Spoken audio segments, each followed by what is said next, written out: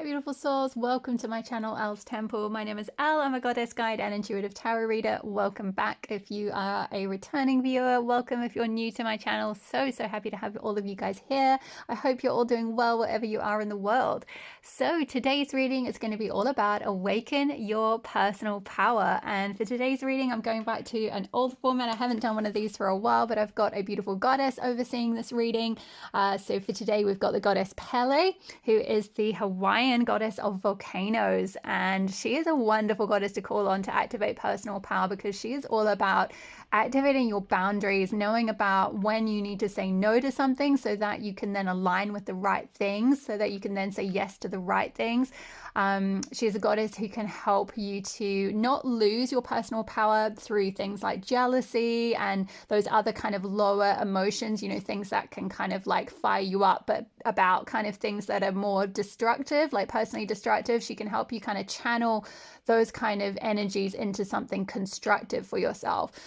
She's also a goddess, as it says here, light your fire. So she's a wonderful goddess to call on to kind of like activate a sense of like that inner spark, that inner drive, that inner like fight. If you're feeling a bit sort of flat or like you don't really know what you want to maybe get involved in, or you're just feeling a bit like uninspired or something like that, then Goddess Pele is a wonderful goddess to work with to help you like find your spark and find that kind of fight, like what makes you want to get out of bed in the morning, what makes you want to fight for something. She can help connect you with your drive, with your passions, with your creative fire. So she's a really good goddess to call on in terms of activating personal power. So we're not necessarily looking at like having power over here, although certainly there may be themes that come up within some of the piles, depending on what cards come out, around leadership and being called into leadership. But it's less about kind of, like sort of top-down hierarchical power and more about sort of really exuding a sense of strong inner power, which comes from, really having a strong sense of self, strong, healthy boundaries, knowing who you really are and what you're fighting for, and all of that good stuff. So if that sounds like it's resonating, then let's introduce each of the piles. We've got 3 piles for you to choose from today, and I felt called to pick a tarot card from each of the 3 different tarot decks I'll be using. And we've got the Emperor card for today, because this is all about, setting strong boundaries, feeling really stable in yourself, like standing strong in your power. So this was the card that came up. So for pile number 1, we've got the tarot deck for Modern Goddesses Tarot. And it's the Emperor card from the Modern Goddesses Tarot deck. So if you're drawn to this one, you will be pile number 1. Timestamps will be in the description box below. For pile number 2, we have got the Phantom Wires Tarot. And if you are drawn to pile number 3, we have got the Goddess Tarot. Okay. And this is the Power card, which is equivalent to the Emperor card with Freya here for pile number 3. Okay, my love, so pause the video if you need a little bit more time to choose which pile is drawing you in. Now, it may be for this reading that there is more than one pile that you're drawn to, because it may well be that you're feeling called to awaken your personal power in across like different aspects of your life, or in different areas of your life or something like that, or it may be playing out in different realms. So certainly if you are drawn to more than one, just trust your intuition. It may be that there's messages across the piles that you need to draw on today to create your reading. Okay, my loves, I will see you in your pile. Hi there, pile 1. If you are drawn to this Emperor card from the Modern Goddesses Tarot, then this will be your reading on awakening your personal power. So straight off the bat, pile number 1, I get the impression that you are really waking up your personal sovereignty. I'm kind of getting this vibe here with Goddess Pele sitting on her throne, which has got the purple color here, and purple is linked with the let's try that again. Purple is linked to the crown chakra, and it's all about sovereignty and having that personal connection with the divine and being really like, connected as a like divine being living on the earth, connected with your higher self, being able to receive messages from the divine and feeling really connected to that sense of sovereignty. So I feel like for some of you, you may not feel like that yet, and it may be that this is something that is just starting to awaken in you. It's just starting to like blossom. I'm seeing here with these flowers around the outside. It could be that this is sort of a gradual process, and as the year goes on, or you know, it could even be the next few months, or it could be the next few years. This is going to blossom more and more, where you're going to blossom into your sovereignty with all these beautiful flowers. I also feel like nature is really important for you.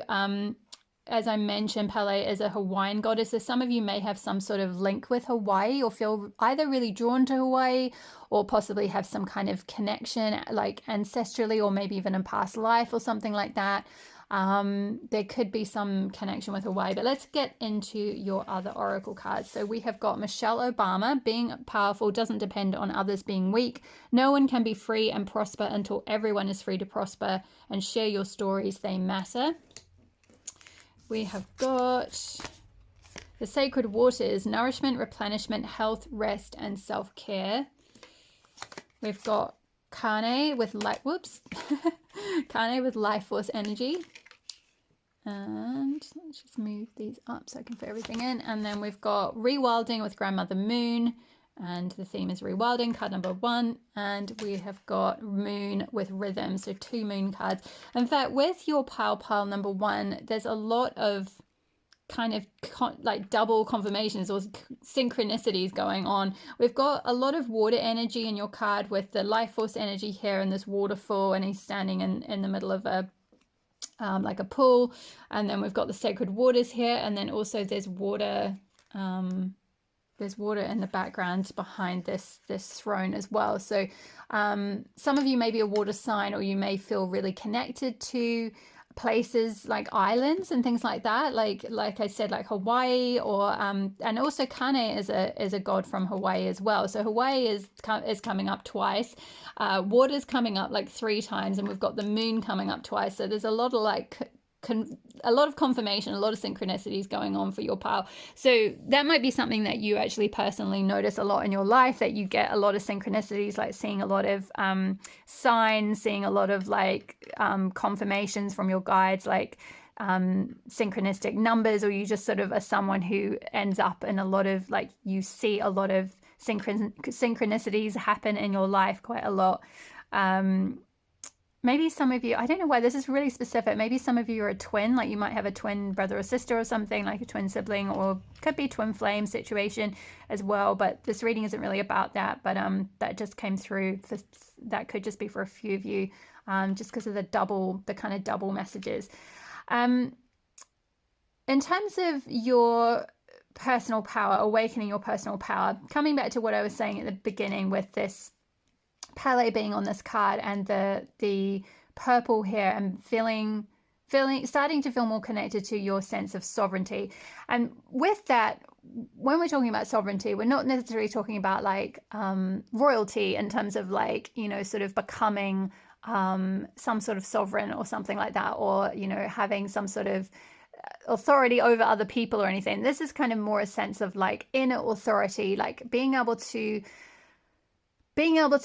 connect in with your own authority on any matter, and taking that like judgment, I guess, and only listening or only heeding that judgment. It may still be that you go to other people, like it could be family members or a partner or friends or something like that, for guidance and advice and, like, you know, confirmation, or kind of you know, just to hear their point of view. But ultimately, like, you're starting to step into a sense of sovereignty within yourself, and a sense of inner authority within yourself. So at the end of the day, like, the decision, like, the buck stops with you, the decision stops with you. Like, you're the one who has to, you know, live your own life. And so really it's not down to like living it the way someone else would thinks is best for you.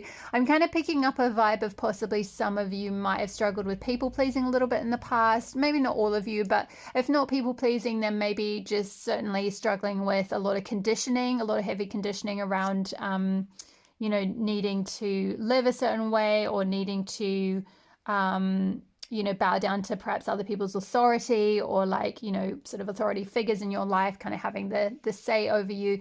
Because this rewilding with Grandmother Moon card, this card talks a lot about like finding your true authentic self, like leaving your conditioned self behind, leaving the self that is trying to fit in with society, or is trying to fit in with family, or is trying to live up to everyone else's expectations, and live in that sort of conditioned shell. And it's all about like throwing that shell off and running to the moon and howling to the moon like this wolf, and being free to like follow your own authentic self and your own authority. I feel like that's kind of a big theme that's coming up for stepping into your personal power. I also feel like as well with rewilding with Grandmother Moon and then Moon and Rhythm, there's a lot around sort of like harnessing your feminine power here. Like one of the key ways to help awaken your power is to like reconnect with the rhythms of nature and like the cosmos and the moon, like starting to sync with moon cycles, starting to like, you know, if you're a woman, like looking into you know, what sort of self-care and things you need to do, as it says on this card, with you know, your time of the month and things like that, like you know, or even just like doing new moon and full moon rituals. Some of you might feel quite drawn to that, and this might be something some of you already do, but if it's not, it could be something you might want to look into if you feel drawn to that.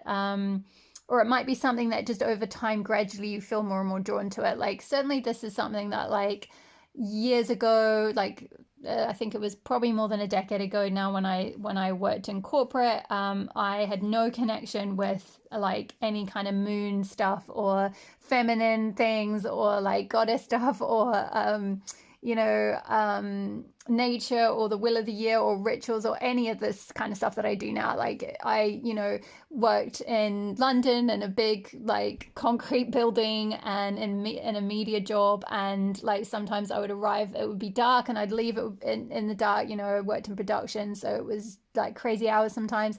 And I had no connection with like, sometimes I remember walking out and being like, oh, like it's spring's already like been here, like I missed the blossom trees kind of thing. Like when did they even come out? I was so disconnected, you know, and like I wouldn't have had a clue when moon cycles happened or anything like that. And I'm not saying like, you know, this is to say if, you know, that's you, or, you know, it's really bad if you're doing that. Like sometimes, you know, we can just get really caught up in, you know, our career or certain other things, you know, aspects of our life that like we feel like we need to do at the time. But there's this particular card, this rewilding with Grandmother Moon, kind of talks about, you know, at every point in a woman's life there comes a point where, you know, you kind of look around and you're just like, is this what I really want? Like is this what is really calling to me? Is this what my soul really longs for? Is this really authentically me, what I'm doing? And you know, I felt like, I think it was around the time I started doing a lot of yoga, I started getting out into nature more, and like looking after myself in that way, and gradually like learning more about things like the moon and like living in sync with that. And now I'm like very in tune with all that stuff, and I set like new moon intentions and release on the full moon and all that kind of thing. So it's been quite a journey, but it takes a while. So this could be something that, like I said, with the blossoming, this might not be overnight. It might not be something that happens straight away. It might just sort of like gradually blossom in your life. You know, this is sort of a process. It's not necessarily a linear journey where it's like just do this one thing and boom, you're like all powerful. It's kind of like the more you tap into it, the more you create space for it, the more of a sense of like personal power you'll feel within yourself. And I can certainly attest to that. Like I definitely feel more grounded, more connected, calmer, like, yeah, more of a sense of like, I guess an authority and a sovereignty, knowing who I am, all of that kind of stuff. So that could be something that could be a similar kind of journey that you go on. I just feel like there might be something in this book specifically about this card that the book is calling me to read some message out. 1 second. So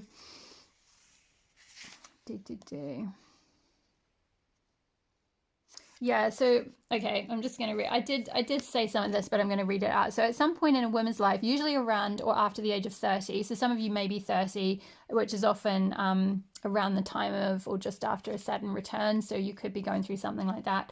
she may become aware of how far she has strayed from the innate instinctual self or the wild woman within.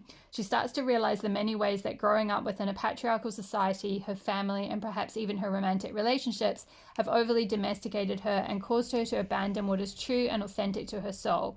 It is at this pivotal time that she must consciously decide to rewild herself, to reconnect with her inner wild woman in order to create and live a more genuine, fulfilling, and soulful life. So I feel like, maybe,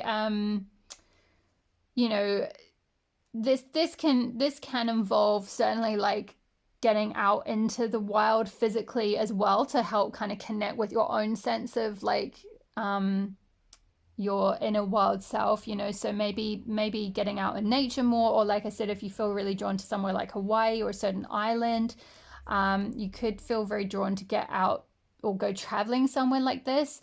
Definitely like somewhere possibly like an island or somewhere where there's a lot of water, or the ocean or something could be very restorative for you, particularly if in the work that you've been doing you felt quite burnt out, because I'm kind of getting a vibe of like not only sort of where you are coming to a point where you want to live your life your own way and awaken your own inner authority and your own inner sovereignty, but also that you maybe have gotten a bit burnt out doing what you were doing, or a bit like tired, or like it just doesn't really feel aligned with you, or energetically it's really tiring you out. Like maybe also for some of you, you are starting to awaken to being like an empath or being very sensitive, and you might find that like being in certain environments, like in a city or in a job with a lot of people around you, or certain environments are just like very energetically taxing on you. And so that's why this is coming up with the sacred waters: nourishment, replenishment, health, rest, and self-care. There's something around needing to like rest and restore your energy, practice lots of self-care. I feel like that's really important to you feeling like connecting in with a sense of personal power. I feel like maybe you feel like very disempowered, or it's not even really disempowered, it's kind of like, what's the word, disaffected, or like kind of like you may feel just very lackluster kind of thing, like and not really know why your energy feels so low. And you might sometimes confuse it with your own energy and think it's you, but actually you've absorbed a lot of energy from the environment you're in, or something like that, or other people. And so there's a lot coming up around like needing to protect your life force energy, because both this Kane card and the Sacred Waters card, both of them talk about like the environment that you're in, watching what you're eating, watching what you're consuming, watching what energies you're taking in, watching what you're interacting with, being very protective of your energy, making sure that you're grounding, making sure that you're drinking plenty of water, that you're eating the right food, that you're getting out in nature, that you're doing energy clearing techniques, things like that. So for some of you, this might be something you already do. You might already know you're very sensitive, and this might just be a little reminder just to like make sure that you're continuing to do it, because maybe recently you felt a bit drained or something, and you're not really sure why. And it could be because this is just to say, remember to like keep those things out. For others of you, it might be that this is sort of new to you, and you're going through a bit of a spiritual awakening, or you're going through starting to feel more energetically sensitive, starting to notice your energy, noticing when you're around certain people or certain things that you feel drained.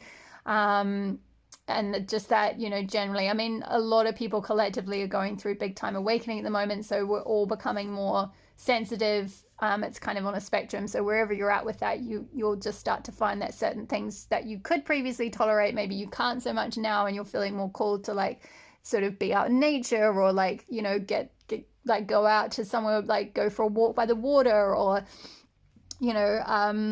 instead of sort of maybe like going traveling to like a party island, it's like actually you want to go traveling to like, I don't know, somewhere more spiritual, like somewhere in India or Bali or something like that, and like, do a retreat, go on a yoga retreat or a health retreat or cooking, like a holistic retreat, or you know, something like that where you're really taking care of yourself and you're able to get out into nature. And I feel like that will be hugely restorative for you.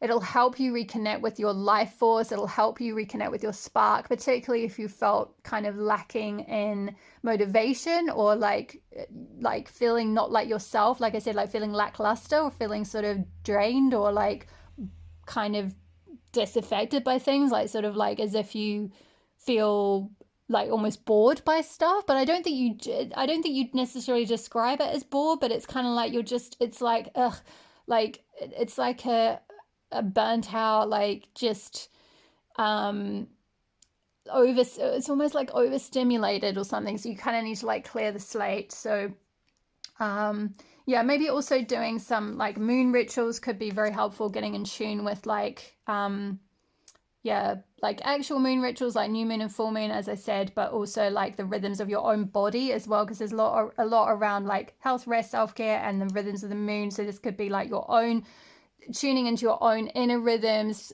will help you feel like help you connect with a better sense of like, you know, when you are feeling powerful to kind of ride that wave kind of thing, and when you're not to like push your energy because that might like burn you out.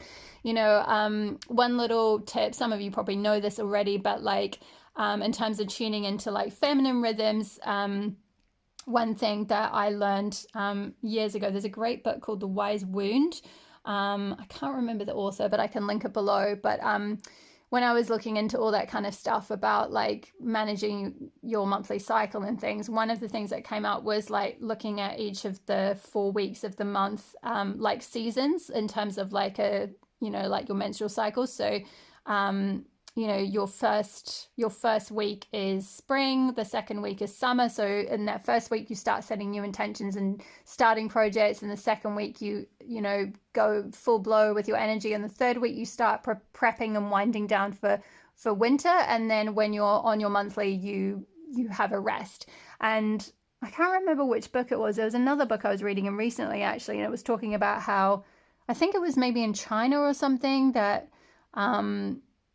that certain people practiced this. I don't think this is across the board culturally, but maybe in certain parts of China they practice this, and like then their energy is so much better for the rest of the month when they just take like bed rest, or like, you know, they just really rest as much as possible over that week and don't do as many things, and then like they sort of conserve all their energy during that time, and then they can like have so much more energy for the rest of the month. And yeah, so I'm sorry if you're not at that part of your life, like either earlier or after that, or if you're a male or whatever.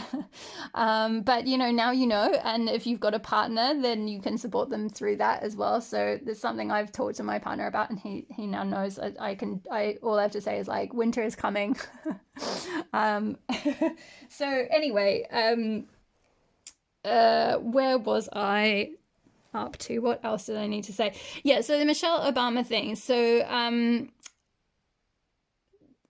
being drawn to this share your stories, they matter aspect of this. I know Michelle Obama, I haven't actually read it, but she wrote a bestseller book that sold like millions of copies, Becoming.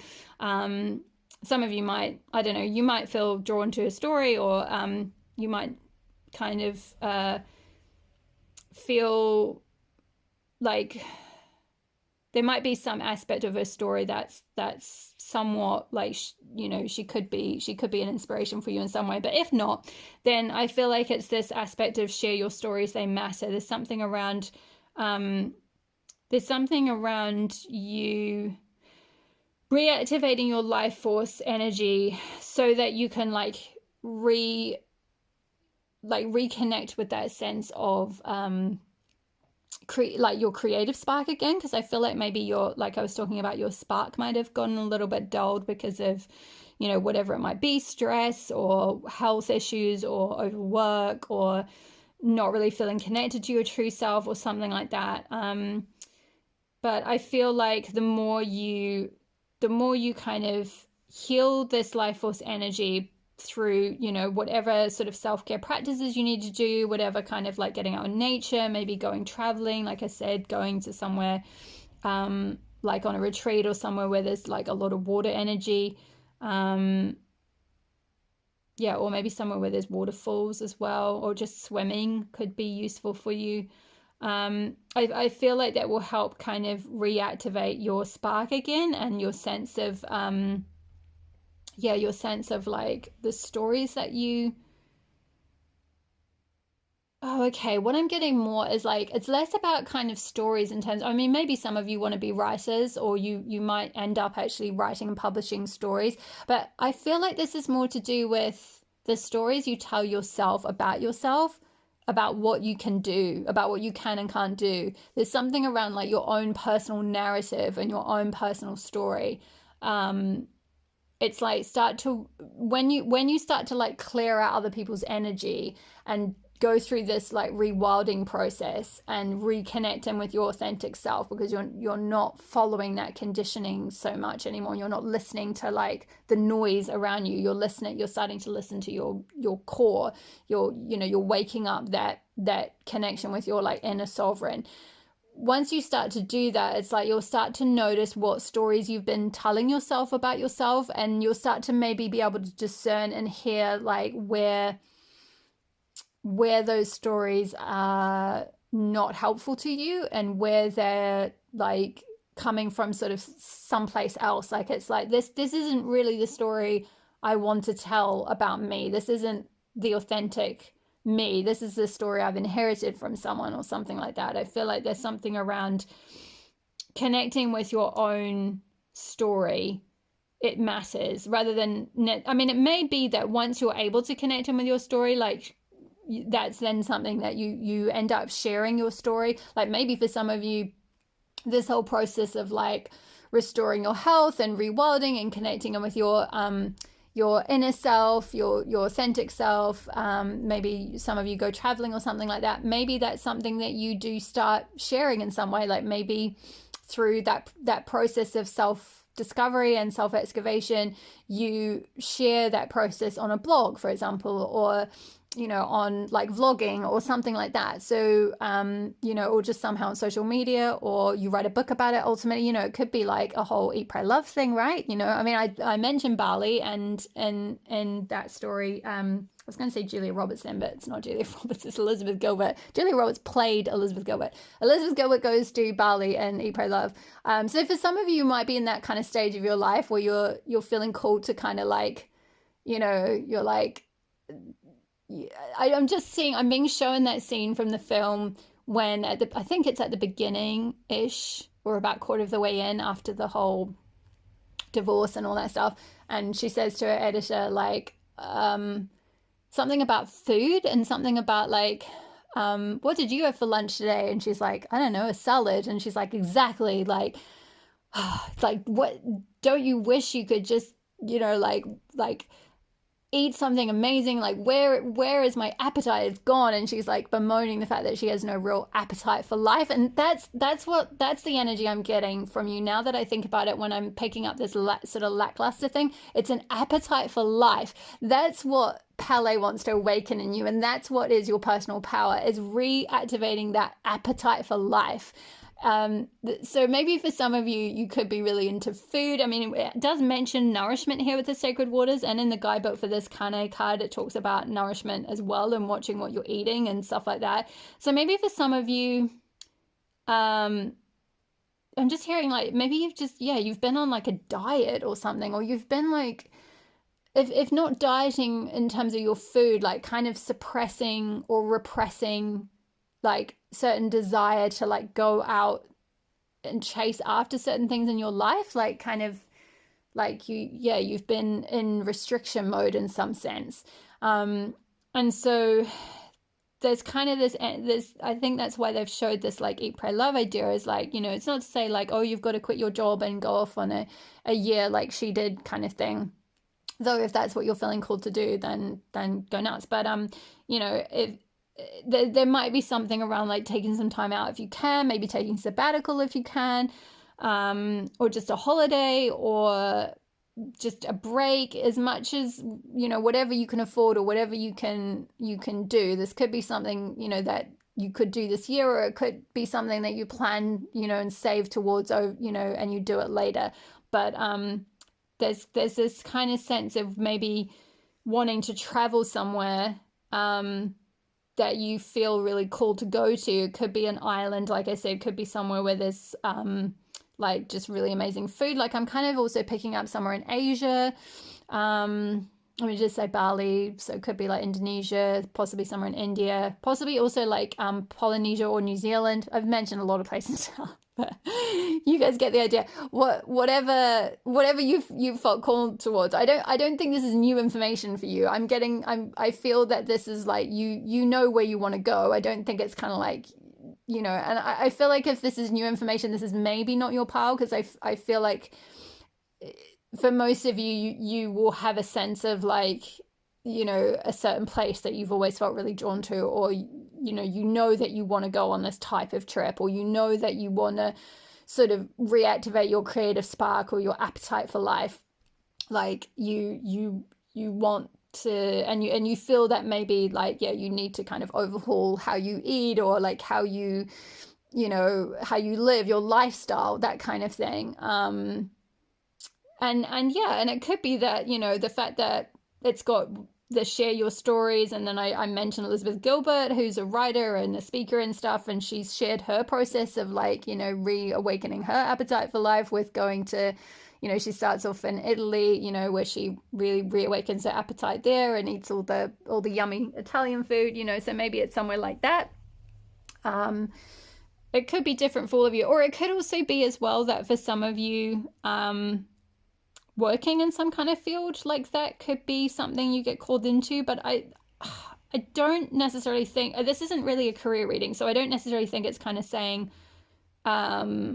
like that's not necessary. That might be just for like one person. It's not necessarily on the cards that you're all gonna quit whatever it was you were doing and go and become like some sort of a holistic chef on a yoga retreat or something, though you might. But I just kind of, I get more of a feeling this is about, it's like paying attention to those things, or like, you know, reawakening that kind of appetite is somehow tied in with your like reawakening your true self, your authentic self, and feeling connected to a sense of like personal power. So this could end up, you know, leading to some sort of creative hobby. It could end up leading to something you work in. But I just feel like it's more of a like lifestyle shift.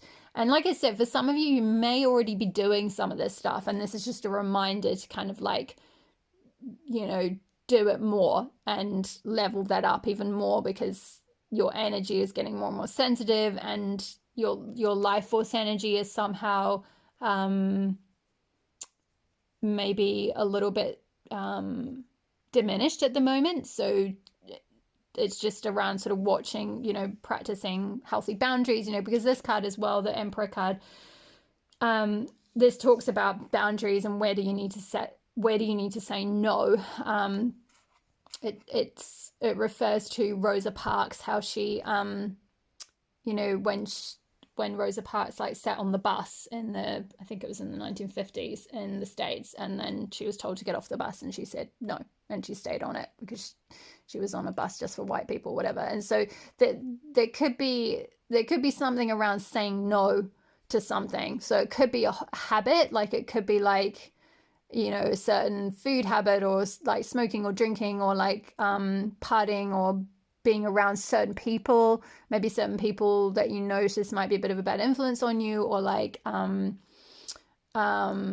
or even just if it's not anything like that, it's just like certain things that where you start to notice you're giving away your power by getting involved in certain things, or, you know, even like over helping other people, or trying to people please, or like doing things that just please your family or something, but actually they ultimately make you feel bad about yourself or drained or something like that. And it's like you're starting to like really like stand strong in who you are. And I feel like there's a bit of like part of this reawakening, this sort of appetite for life, is also going to reawaken this like quite sassy, assertive, like like part of yourself that's like, no, like, no, I will not, like, I'm not entertaining that, I'm not doing that, like, that is not good for me, or those people are not good for me, or that's not right, or like, that's not okay. Like, when there might be, you know, certain people trying to influence you in some way or trying to tell you what to do, you're just like, no,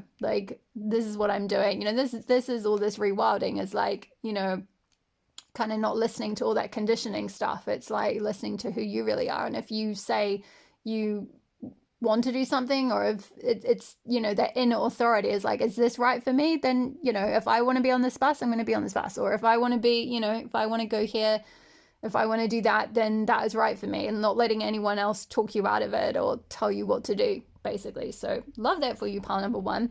Let's get into the tarot. I think I'm just gonna move these up a little bit. I'm gonna leave them out. I feel like I'll just move them up so I can shuffle. So if you're enjoying this reading so far, I would love it if you guys could like the video and comment below, even if you just put an emoji. It really helps my channel to grow. I so appreciate each and every one of you who's been doing that. Thank you so much for all your likes and shares and subscribes. Really helps me out a lot, helps the algorithm so much, because the algorithm has been a bit funny lately. I think partly because I had a health break, actually. So speaking of health and rest and self-care, I had some ill health. In case you're new to my channel, those of you who've been on here for a while know. So I took a bit of time out towards the end of last year for a break. So maybe that's, you know, the reason I'm bringing that up. Some of you might be called to take a bit of a health break from something, whether it's from work, if you're able to do that. So Wheel of Fortune, straight off the bat. Beautiful. Yeah, I feel like there's going to be a change in fortunes once you're like on this path of like rewilding yourself. It's like things are going to just start to move for you. I almost feel like the vibe I'm getting is like, once you start to say no to things, then like voomp, like stuff, the right stuff just like comes in, like the universe just brings the right things in. It's kind of like nature abhors a vacuum, right? So if you've said no to things and it's created that space, it's like suddenly the right kind of opportunities come in, the right trip comes in, the right people come in, the right, you know, types of food come in once you're like saying no to the things that are draining you or whatever it might be. It's like there's this turn in the Wheel of Fortune, like things are going to start shifting for you. So love to see that. So okay, so what is supporting pile one to activate their personal power? 10 of Wands, yeah, exactly. Burnout, burdens, overwork, or just like carrying too many things that are just weighing you down. Too much energy, I feel like for some of you, absorbing too much energy from other people, too many expectations, too many responsibilities, too much kind of weight. It's like there's I feel like for some of you, you've reached a point of burnout, and that's supporting you. It's like acting as a bit of a catalyst for you to start making those kind of lifestyle changes. Yeah, and start like really focusing on self-care, on like reactivating your life force, your life spark kind of thing. For some of you, if you don't already do yoga could be really powerful for you, or really helpful for you. I know when I worked in corporate full-time back in the day in London, it was very supportive while I was doing that kind of work and dealing with stress. So that could be somewhat helpful if you don't already practice yoga. But yeah, I feel like there's going to be quite a turn in the Wheel of Fortune, like a turn in change in circumstances because of this. Like your body's going to get to a point where it's like enough. Like it's like the straw that broke the camel's back, and it's just going to be like, maybe for some of you, you might be going through some sort of a health thing, you know, like me at the end of last year. I had to really like, even though I've gone through a lot of this stuff like 10 years ago, it was a it was another reminder, another chance to like, you know, amplify it even more. So maybe for some of you, it's a similar thing where you're like, oh, I already do all the healthy stuff. Like I already do all the yoga and the healthy eating and all that kind of thing. But maybe it's just like another level, like it's more sort of energy, you know, taking care of your energy, taking care of, you know, like maybe you are really healthy in terms of your food or something, but there's an aspect that's gotten out of balance, and like you're maybe like over giving or something, spending like maybe overworking, over giving, you know, spending too much time helping other people out, not saying no, not having healthy boundaries, you know, like I spoke about with Rosa Parks. It's like this, you've taken on too many burdens, you've taken on too many things, like trying to support other people or people at work or projects at work, or, you know, it'll be different for all of you depending on your circumstances, of course. But yeah, it could be that it's less to do with like you have a health issue from something else and more because you've gotten burnt out and like you've your energy's kind of gone flat. That's kind of more what I'm getting for some of you. And it's a good opportunity to kind of like restore, revive, reactivate your life force energy. Kundalini yoga specifically could be quite useful for some of you. I know I did that quite a bit years back, and it helped me deal with burnout, because I went through a phase of burnout when I was doing too many crazy hours in production, and Kundalini really helped. So that could be for some of you. So what did I just ask? What is supporting you to activate your personal power? What is hindering? Whoop. Okay. 2 of Cups and 6 of Pentacles. I don't feel like it's that one. I feel like it's this one. 6 of Pentacles. Yeah. Giving. So yeah, you're this is my pile of the overgivers and the overworkers and the workaholics and the empaths and the people who don't set boundaries. And I'm not saying this in a like, oh my gosh, pile number 1, like, come on now, what is wrong with you? I'm saying this as someone who does the same thing and who is, yeah, I'm completely there with you, and I get how this is. And yeah, I used to be a workaholic as well. I'm definitely not these days. But I do still get caught up in overgiving though. And like being an empath, I have to, you know, I've learned lessons over and over and over again.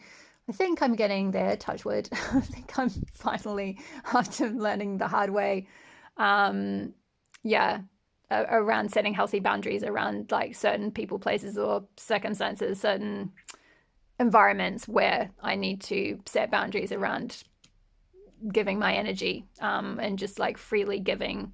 So that could be something that you struggle to like give to yourself because you're sort of giving to others. And, you know, this is a beautiful energy to have, but, you know, the 6 of Pentacles because like in its light side, it's like you're giving from a place where you're full up. And I feel like right now, when I'm tuning into your energy with all these cards coming up, you're not necessarily giving from a full cup, or you're not necessarily giving from a full place.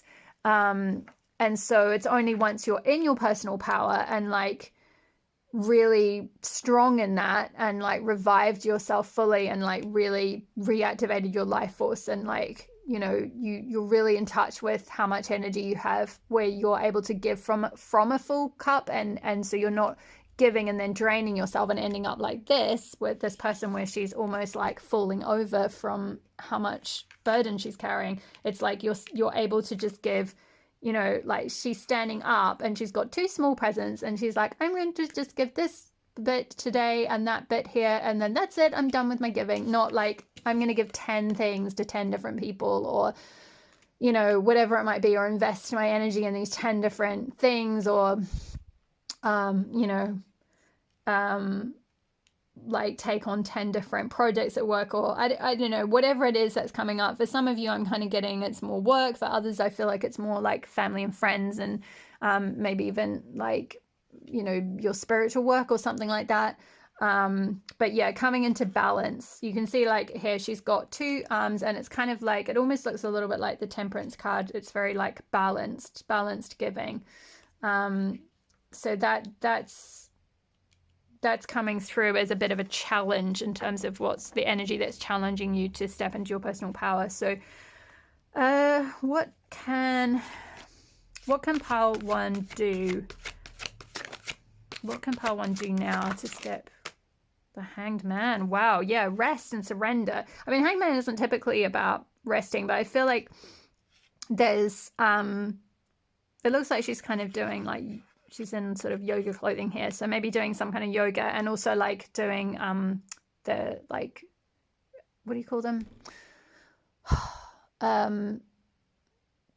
There's a word for it, the upside down poses, like legs against the wall, things like that, or like headstands, like that kind of stuff. There's a word for that kind of pose, but anyway, that might help you get a change in perspective, and also just like slow things down, like doing all those kind of things like legs against the wall and stuff, like really slow your energy down and ground your energy. So yeah, I feel like just stopping, taking a moment, taking some time out, resting. You know, you can see in this, you know, in the Hanged Man, it's got someone sort of hanging, you know, it's like they're being, you know, it's like they've been, their legs been tied and they've been pulled up. So I feel like the universe might have done this to you recently. Like I said, with some of you, I got the vibe that some of you might have been, a health thing might have come up, or like burnout, you might have hit burnout, and it's kind of like you might be seeing that as like the worst possible thing, as like oh no, like I've got so much to do and I'm trying to achieve a certain thing, like maybe you're trying to get promoted at work or something, or you know, you've taken on loads of burdens, loads of shouldering loads of responsibility with your family, and you're like, oh my gosh, if I'm not there to help out, like it's all going to fall apart. And I feel like the universe has come along and been like, yeah, but if you don't look after yourself and you don't balance your energy and you don't look after your life force energy, like you're just gonna completely burn out, and then you're gonna be no good to anyone at all. And you can't help, you know, if it gets to a point where you can't even barely get out of bed because you're so, you know, you have like, you end up with like chronic fatigue, or like, you know, something like that. And I don't want to like scare you, but I feel like this is coming through from your guides as like from a place of love, like from a place of care, and from a place of like they don't want to see you bent over double like this in every day, carrying so much weight and energy and responsibility and burdens and struggling to cope kind of thing. It's like, you know, they want you to be in this like life force energy kind of thing, like revived. And so I think that you've been like sort of taken, maybe pulled up, like taken out of a situation, or like it's like you may have a different perspective on this break or this rest period that you've maybe been forced into because of health, or maybe you're feeling called to do it, or to you know, maybe just you've personally decided that you are going to take some time out. And I feel like it's going to like really change your perspective on a lot of things. Like maybe for some of you decide to just go on holiday or something, and from doing that, like taking that break and going somewhere, whether it's Hawaii or an island or something, or just wherever, doesn't really matter. The point is like you could just take some sort of a holiday break or a retreat or something and have a real like change in perspective around what you've been doing and how you've been living your life and what you really want to do. And yeah, you might just feel like, actually, is this all worth it? Like what I've been doing, is this really what I want to do? Like maybe I want to say no to that, or maybe I need to start saying no to certain projects, or I need to say no to my boss, or I need to say no to my mom, or no to my like neighbors who keep bugging me to help them with stuff. Or I don't know, like it's not, I don't want to sort of suggest like you're just going to become like someone who no one can ever go to ask anything, but I feel like there's something around boundaries, there's something around balancing out your giving and receiving, there's something around giving yourself some self-care right now, restoring your energy so that you don't get so burnt out that you like completely collapse. And something around oh, I'm just noticing as well, there's There's so many synchronicities in your reading, pile one. There's waterfalls. There's a waterfall in this card and 2 waterfalls here. So yeah, maybe some of you, when you go somewhere with this waterfall, to this waterfall place, also with the butterflies, rebirth as well, you know, going from the caterpillar to the butterfly, and snakes as well. She's got snakes coming out of her head, which is symbolic of rebirth. I think this is meant to be Medusa. So yeah, maybe for some of you, when you go to this water place, or this place with you know, the island or whatever, you will have a bit of an epiphany. You'll have a bit of a change of heart. You'll want to like create more balance in your life. You'll like have some certain ideas about how you want your lifestyle to shift. And also I'm noticing the purple. Oh yeah, and we've got purple. This figure's got purple trousers here, and I spoke about the purple at the beginning on the throne, which is all about like coming into your sovereignty. Love this for you, pile number 1. All the cards are lining up so well. Let's get one more. I feel like one more for you. Sorry, this is a really long reading. I hope that's okay. I hope if you're still with me, give me an emoji or a comment below if it's resonating. Oh, yes. I love this. Queen of Pentacles. Yeah. This is beautiful. Really grounded energy. And she's wearing a purple dress, you guys. My gosh. You couldn't ask for a better card. This is perfect. Like you're totally in your sovereign energy here. Like your queen energy. So queen is about mastery. You're very grounded. Pentacles is related to like your stability, your security. Can be to do with money, you know, it can be to do with like you know, your work, your finances, like what you're earning. But I just feel like you're getting to a point where you're very stable and secure in yourself, very grounded. I'm just kind of seeing these like the wheat here. So, and also the orange. She's got her hand up to an orange, and there's like lemons over here. So like, again, with the food theme, which came up multiple times. So like nourishing yourself, you know, eating more fruit maybe, or just like, yeah, having a healthier lifestyle. And also she's out in nature as well. Like, of all the cards in this deck, there's a fair few of them that are out in nature, but not all of them. And this particular Queen of Pentacles is, yeah, she's out in nature, and she seems very like connected with the earth and like nourishing herself well and very grounded. And yeah, it's just very lovely. It's very lovely energy. So I feel like this is something, I think particularly if you are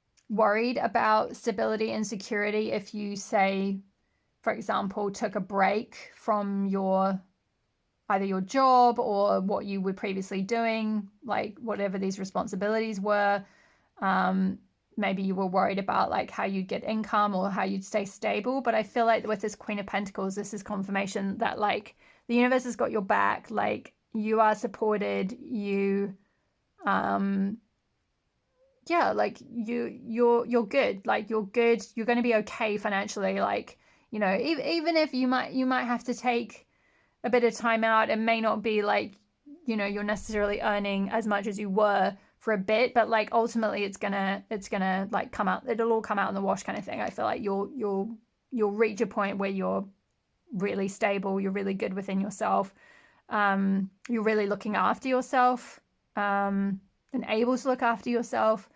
So that's really beautiful energy. Let's finish up with a affirmations card from, I can't remember the name of this deck. It's the Gabrielle Bernstein one of the Gabrielle Bernstein ones, but I can't remember what it's called. Anyway,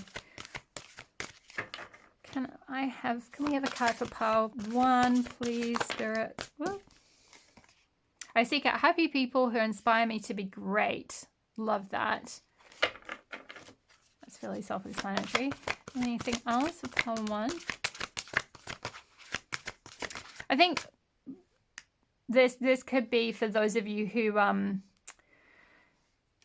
I was bringing up the issue around boundaries with certain people, like maybe for some of you, if you've got certain friends or something who are quite draining, like maybe they're not maybe there's certain people in your circle who are not, they're not particularly happy people, or they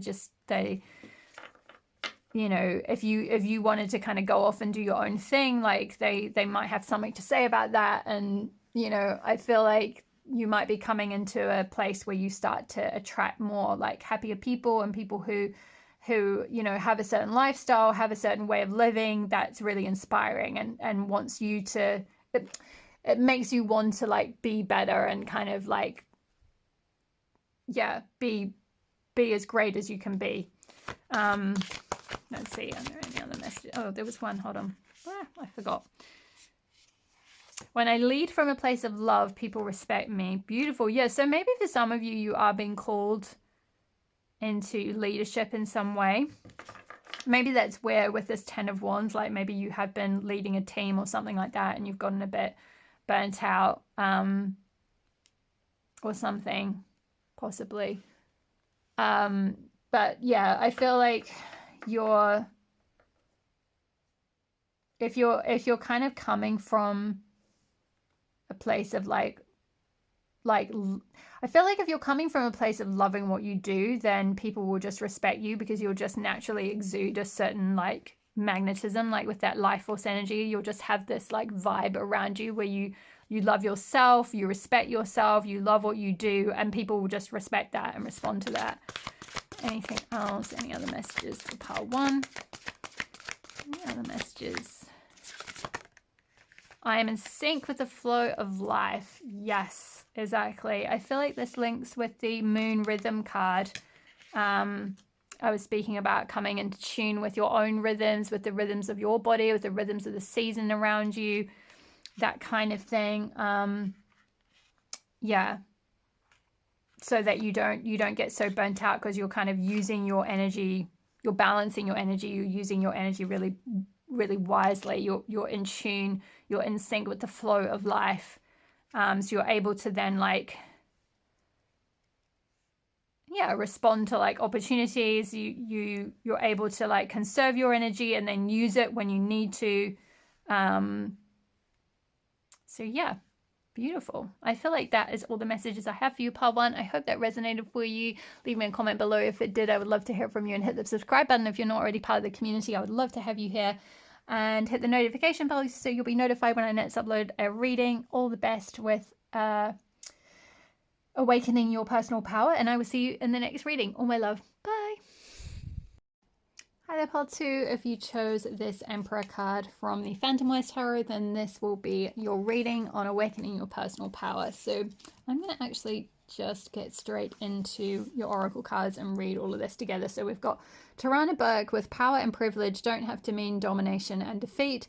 Build for a movement, not a moment, and never suffer in silence.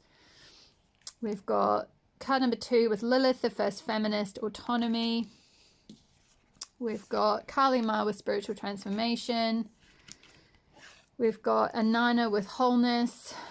And we've got the Holy Grail, stop the endless searching in a quest. Actually, I'm going to move these here. Are they all in the shot? I think so. Okay. So, pile number 2. I feel like with this pile, you guys are really going through it at the moment, or you have in the recent past. And I feel like, well, I'm hearing like it's not happening to you, it's happening for you, but I feel like you might not see that yet. And with Kali Ma and spiritual transformation here, Kali is a goddess who, and I've said this before in videos, so some of you might have heard this before, but Kali is a goddess who invariably comes in when we are out of alignment, or when we've built a false foundation, or when something just isn't in our highest good. And it always feels like the rug being pulled out from under your feet when Kali comes in. And it feels like a real rude awakening. And it feels like, hey, like I was, you know, that was my person, or like that was, you know, my career path, or like it's usually something we're really attached to. And she will come in her fierce and loving way to completely upend that and like rip the carpet out from, or rip the rug out from under our feet. And it's done from a place of love, because she knows that we are meant for something so much better. And she knows that we're not, if we stay in that situation, we're not going to reach our true potential, or in some way something is going to eventually possibly become damaging for us or something like that. So it's really to look out for us. But at the time, often our ego can't see that. And because we will have ego attachments to certain things, to certain people, whether it's a relationship, whether it's a job, a certain status, a certain identity, a certain habit, whatever it might be. And she will come in and essentially and usually it's kind of like the energy of the tower, for those of you that know tarot, where it's like something's been built on some kind of false foundation, and it will be like sudden and dramatic ending or change, or pulling that thing away from us. And it can be very upsetting. It can feel like, why is the universe doing this to me? That's why I'm hearing this, like this isn't like being done to you, it's being done for you. But it does take quite a while to kind of get to that perspective of feeling like, oh yeah, I see now why that had to actually happen. I see now why that had to end, or whatever it might be. Or that thing got pulled away from me, or I need to take a break from it, or whatever it is. And it's always because we're being pulled into more of an awakening, more of a spiritual awakening. We're being called to surrender and know that the universe has our back, and that something isn't for our highest good, and that something so much better is going to come, further down the track if we can surrender and trust.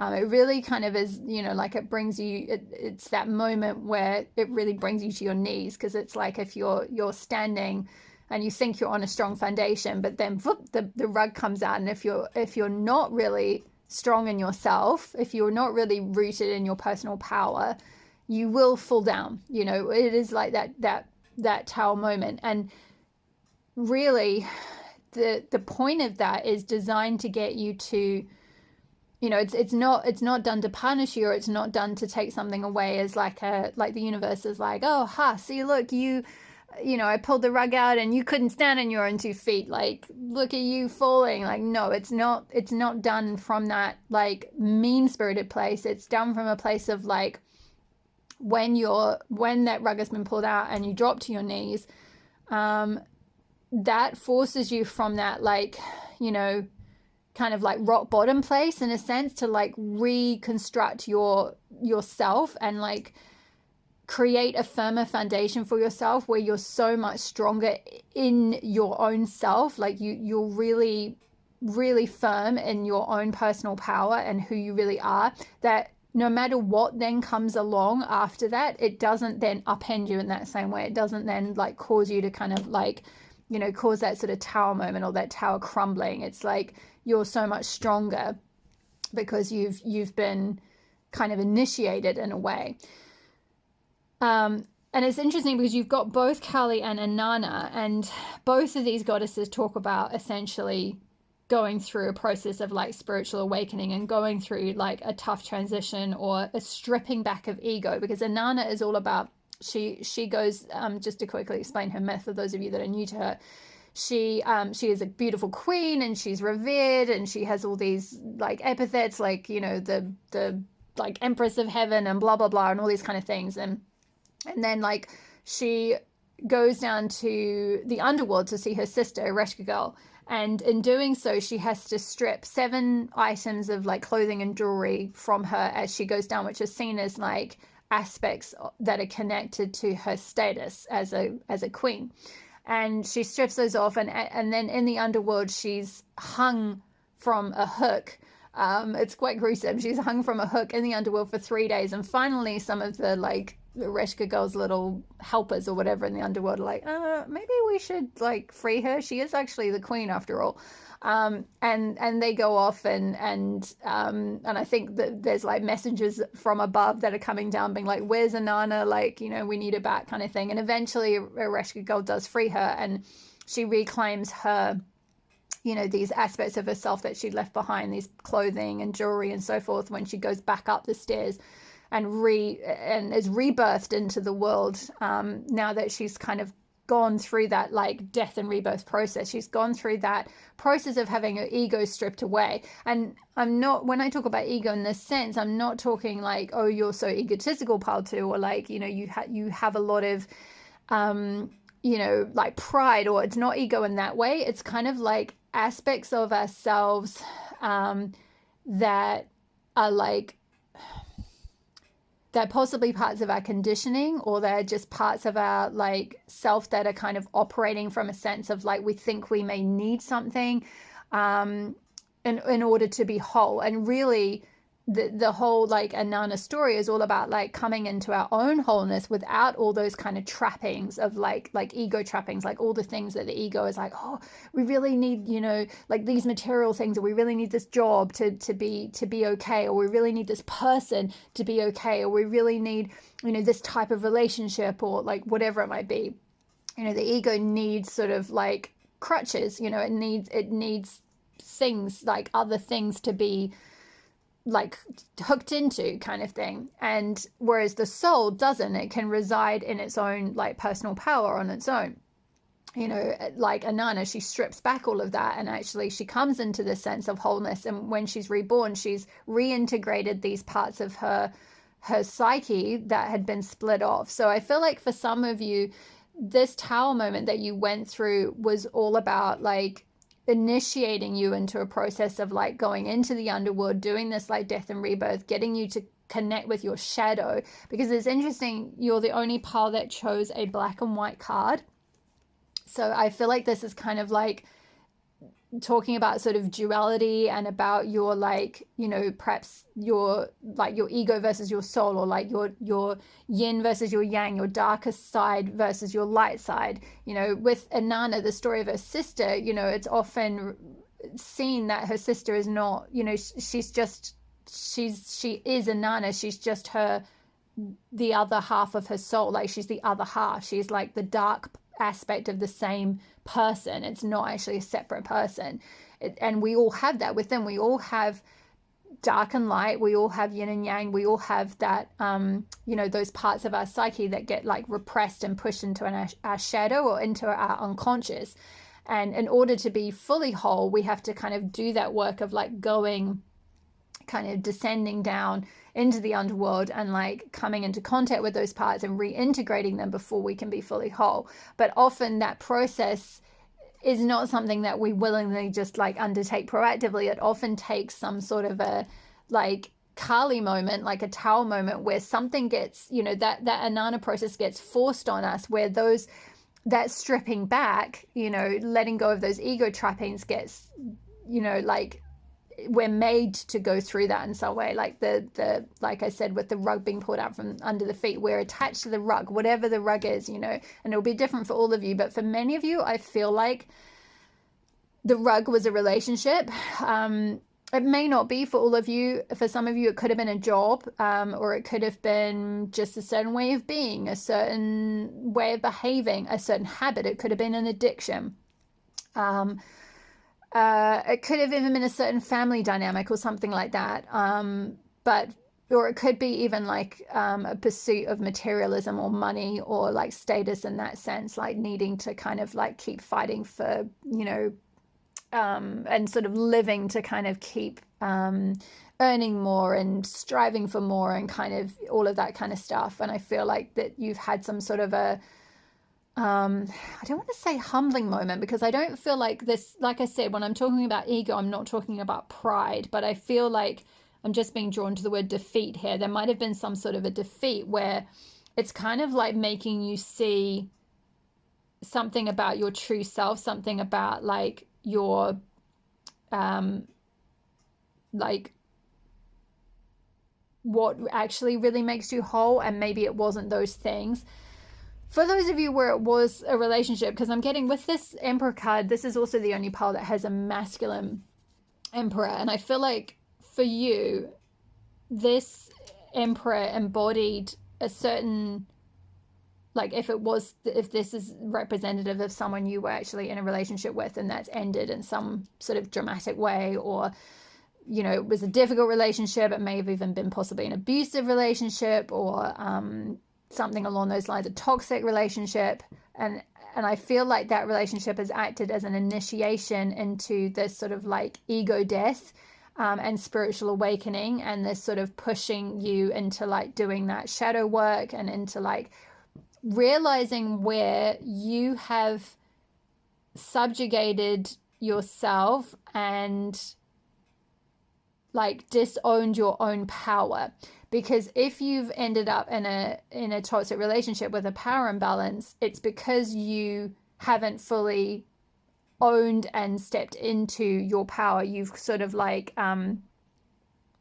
you've what's the word, where you've like outsourced it kind of thing. It's like you've in some way, in order to get love perhaps, and this is where the ego comes in, because the ego will be like, oh, I need to, in order to get this relationship, like I'll just subjugate myself, I'll be subordinate, I'll give up my power, I'll surrender my own needs and wants and desires and my own boundaries and everything in order to just so that I can get validation from this person. And that's usually from something that's happened in childhood, but it doesn't have to be. It may even be from a past life, or whatever it might be. This is part of what you'll be doing on this like descent and wholeness process you'll be going through, is working out where that may have come from and then healing that pattern. But part of like you coming into your personal power is realizing that you have power, because I feel like maybe for some of you, pile 2, you don't feel like you have any power. Because we've got here, power and privilege don't have to mean domination and defeat. And I feel like for some of you, you've been in certain environments or relationships or whatever it might be, where there's been a lot of domination and defeat, where there's been a lot of an imbalance of power that's made you, that's left you feeling powerless and left you feeling sort of like, you're always being dominated by like another figure, a masculine figure. It could be, or this could be, like I said, it could be, this masculine could be representative of like a workplace or something, like a toxic boss or something like that. It doesn't have to be like a romantic relationship, or it could even be a father figure. But I just kind of feel like there's something around some sort of a like issue with being possibly dominated in some way, where you haven't really owned the fact that A, you have power, and B, like you've fully stepped into it and fully owned it. And once you do that, you won't attract, it's like this won't happen again. This lesson or this initiation won't need to happen again, because you won't need to go into a situation to you won't need to outsource your power anymore, because you will own that within. You would have like come into that sense of power within. So it's like you won't let yourself be like subordinate anymore. You won't let yourself be, whether it's like taken advantage of in some way, or like, whatever it is. It's like, with never suffer in silence here with Tarana Burke, it's like you won't put yourself in that kind of environment again where you have to suffer in silence. It's like you won't be subjugated or subordinated or whatever. Because also we've got Lilith, the first feminist, and autonomy. And Lilith was like, just for those of you who may not be familiar with her story, like she was actually Adam's first wife, and Adam got frustrated with her when she said she wouldn't like lie beneath him, because she said like women and men should be equal, and she wouldn't like she wouldn't be subordinate to him. Essentially, she wouldn't let him subordinate her. And he was like, oh no, like women should be subordinate, like you should be underneath, and I should have say over you, and you should like listen to me, blah blah blah.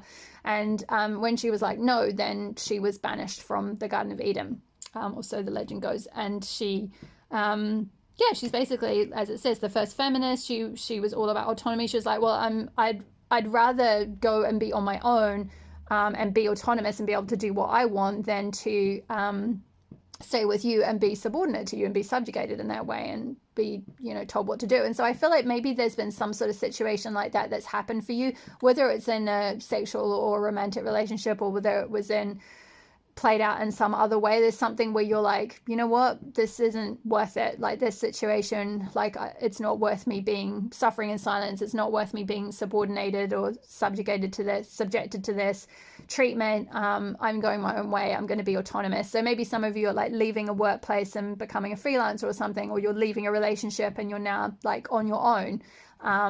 And it's like, yeah, or you're in the process of maybe extricating yourself and like embracing this autonomy. And this is something that, like, if you're kind of still in that stages of kind of getting out of something, particularly if it was something really toxic or really abusive, I feel like this is part of your journey to embracing your or journey to awakening your personal power, is once you're able to like extricate yourself from those situations where people have power over you, you will sort of like find your own power within. And I feel like with this Holy Grail, stop the endless searching in a quest, I feel like it will get to a point where you realize that like this grail you've been searching for in other people, whether it was you know, in a father figure, whether it was in a romantic partner, whether it was in a workplace, whatever it might have been, you know, in earning a certain, you know, getting to a certain point where you've earned a certain amount of money, whatever the grail is that that your ego has been really attached to, that you've, you know, and you know, we have to have compassion for your ego here, because this is not like to demonize it. This is part of this wholeness journey, is to say we're all, you know, we're all light and dark. We have these darker sides of ourselves. We have our ego side. You know, and that's been created through a certain amount of conditioning and everything else. Often this is from childhood conditioning. So it's like, you know, the Holy Grail is this descent journey. It's not on the outside of you. It's not going to come from, you know, someone else. It's not going to come from a romantic relationship. It's not going to come from a workplace or getting to a certain level or earning a certain amount of money. It's going to come from within you. The grail that you're looking for is within you, and it will start by doing this descent process and like reintegrating those parts of your shadow that you had split off over your whole life, like particularly in childhood, maybe in teenage years, like where you've kind of split off parts of your power and you've pushed them into your subconscious and said like, no, it's not safe for me to own that power. It's not safe for me to have those boundaries. It's not safe for me to be autonomous, or it's not okay, or whatever, or like, oh, it makes me, you know, there could have been conditioning around like, oh, it's not very feminine to be like that, or like, you know, whatever it might have been, like, you know, it's not very feminine to be assertive, or it's not very feminine to be, you know, more dominant, or to stand up for myself, or whatever. And so you kind of split those parts off and push them into your shadow. And so you just sort of try to present as this sort of like only the light half of you, but that's where you like, it's like you've essentially, you're only half as powerful as you could be. Whereas if you get in touch with those parts that are in your shadow, that's where you'll find like a big chunk of where your power is. So I feel like that is actually all the messages that I have. I'm just being drawn to with the Kali card, the third eye here. So I feel like maybe for some of you, part of the spiritual awakening is going to really awaken your third eye. So you'll have quite a big intuitive awakening, and that will also help you with like setting strong boundaries around like you know, who is healthy to be in a relationship with, you know, what kind of work is healthy for you to engage in, you know, things like that. Or if it's, you know, certain friendships or whatever it might be, it's like you've gone through this initiation process, and you've gone through this process of having this rug ripped out from under your feet for a reason. And it's going to like awaken you to so many things about yourself, your own power, and what you're deserving of. And I definitely feel like as well with the Tarana Burke card, like she was the woman who actually started the Me Too, the whole Me Too thing. Like she was the one who first wrote about the Me Too as a thing. And so I feel like maybe for some of you might have gone through something similar. Like she then started an organization to help young women who had gone through like abuse or sexual assault and things like that. So maybe for some of you, you've either been in an abusive situation, whether it was in a relationship or possibly in, you know, it could have been like in early childhood even, or like in your teen years. And I'm so sorry if you have gone through something like that. But I feel like if you're getting out of that kind of situation at the moment, like this, there might be something eventually where, like with the Tarana Burke being here, it's like you end up using that, so like you end up using that, you know, what happened to you, your story, to end up helping others, because, you know, she had gone through something in her teen years, and then she ended up like setting up this organization to, maybe I should just read the book. Where is it? I feel like there might be something inspiring about her specifically. So Tarana Burke is an activist who sparked the global Me Too movement that defined the 2010s. In 1997, Burke, who was raped and sexually assaulted as a child, met a 13-year-old girl who had suffered sexual abuse. The encounter inspired her to establish the not-for-profit youth organization Just Be to support the health and well-being of women of color.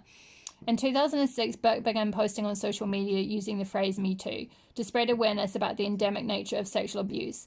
In 2017, Me Too exploded into a worldwide movement when the actor Alyssa Milano used the words in a tweet. Over the next 24 hours, it featured in 12 million posts, and it has helped survivors of abuse finally to find a voice. Yeah, so I feel like there's that last bit in particular, help survivors of abuse finally find a voice. I feel like part of whatever it was that happened to you, part of that abuse or that abusive situation, whether it was more recent or from a while ago, or whether maybe wasn't abuse, but it was just something really toxic or something like that, or something where you were really in a power imbalance of some sort, or like you were really subordinated or something, or like, you know, yeah, there was just like a power dynamic that just wasn't healthy, for example. So it'll be, you know, I'm kind of getting a spectrum where some of you, it might have been more a bit of a power imbalance, and for others of you, this was something that was abusive. But I feel like, yeah, like it said, like this is something that, you know, it's going to help you find your voice. Like you as horrible as these things are, like it's going to help you, like it's kind of like sometimes these really dark things can be the thing that like initiates us to like find our power, find our voice, then use our circumstances in order to help others. So, you know, whatever it was that specifically happened to you, I feel like not necessarily for all of you, but for some of you, this may be something that you end up going on to then help others in some way. You know, maybe for example, say you've gone through a, like, you know, you might have been in an abusive partnership or marriage or something, and you, like with this Lilith and autonomy, you've gotten out, you've walked away, you've managed to get somewhere safe. And then once you've like, you know, found your power, you've done this sort of healing work, you've, you know, found your strength, you've found your true self, you're standing on your own 2 feet, you're living really autonomously. Then you can like use your voice or the resources that you have in some way to then help other women or other people who've gone through something similar. So it could be something like that. But that won't necessarily be for all of you. For others of you, this is more just a like personal spiritual awakening process where something's happened, some sort of ending has happened to trigger this initiation. And it may not even have been a relationship. It may have been just a power imbalance, like at work, for example, or with like a toxic boss, or even like, you know, just certain toxicity within that you are suddenly awakening to within yourself and your own like habits or whatever it might be, you know. So it'll be different for all of you, but I feel like this spiritual awakening, as tough as it is and as intense as it is, which it always is with Kali, you know, she's a goddess with like skulls around her neck, so it's pretty intensive. It's like, you know, really a death and rebirth process. It's a death of the ego and a reawakening of the soul. So you can be fully whole, fully like integrated, fully like, you know, like all aspects of yourself, like nothing is like pushed into your subconscious anymore.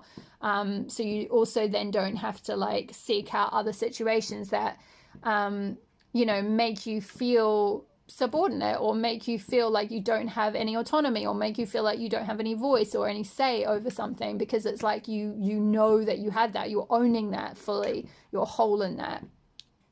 So let's have a look at the I'm gonna get the tarot now. Okay, just shuffled off camera because this deck is so slippery and it gets really, really messy when I shuffle it. I've also got really small hands and it's quite a big deck, so it's, yeah, not the best. So let's get a card for what does pile 2 need to do to step into their personal power? The 3 of Wands, beautiful. Yeah, I feel like there's something around kind of starting to envisage a better life for yourself, like starting to really see like look out at the horizon and kind of like really envision what you would like to see come into your life, like what good things could come in. Because maybe particularly off the back of this experience, if you have gone through something quite difficult that's taken a knock to your like personal power, you may struggle to kind of manifest or to kind of like really like visualize a more beautiful or abundant or safe or like healthy future for yourself in some way. So there's something around needing to needing to like start visualizing or thinking about a better life for yourself. What is supporting pile 2 right now and awakening their personal power? The 7 of Swords. Yeah, this card speaks of it's usually to do with like deception or someone, you know, sneaking away or being a bit sneaky or devious or like leaving. You know, you can see this person's like got all the swords and they're leaving a situation. So I feel like maybe for those of you that were in some kind of relationship, it was like, yeah, there was some kind of toxic behavior going on or something quite deceptive going on, or this person just like up and left. It might have been quite like sudden. You might not have been expecting it at all. Or, you know, even in a workplace scenario, this could just be like, you know, unexpectedly just getting a bit like stabbed in the back. Like maybe, for example, your boss had said you were in line for a promotion or something, and then they kind of went behind your back and ended up giving it to someone else or something like that. So, you know, there could be something around just some sort of devious behavior, and like someone sort of exiting a situation. And I feel like that's, again, it's like coming back to what I said at the beginning, where it's happened like for you, not to you, though it feels like, and obviously in the moment when you're dealing with a 7 of Swords situation. And by the way, all of this stuff, I can only talk about all of this because I've been through it before. So I completely like, none of this am I kind of saying like, oh, pile 2, like, you know, you've got to do all this stuff and, you know, you're not whole and blah, blah, blah. And just sitting here saying that from a place of like not having done any of that work myself. I can see my own like a situation I had with a partnership years ago, reflected in this pile completely. And even with this 7 of Swords, and like, you know, I had my own Kali moment. In fact, that was my sort of connection to, I'd been doing a little bit of work with goddesses up till that point.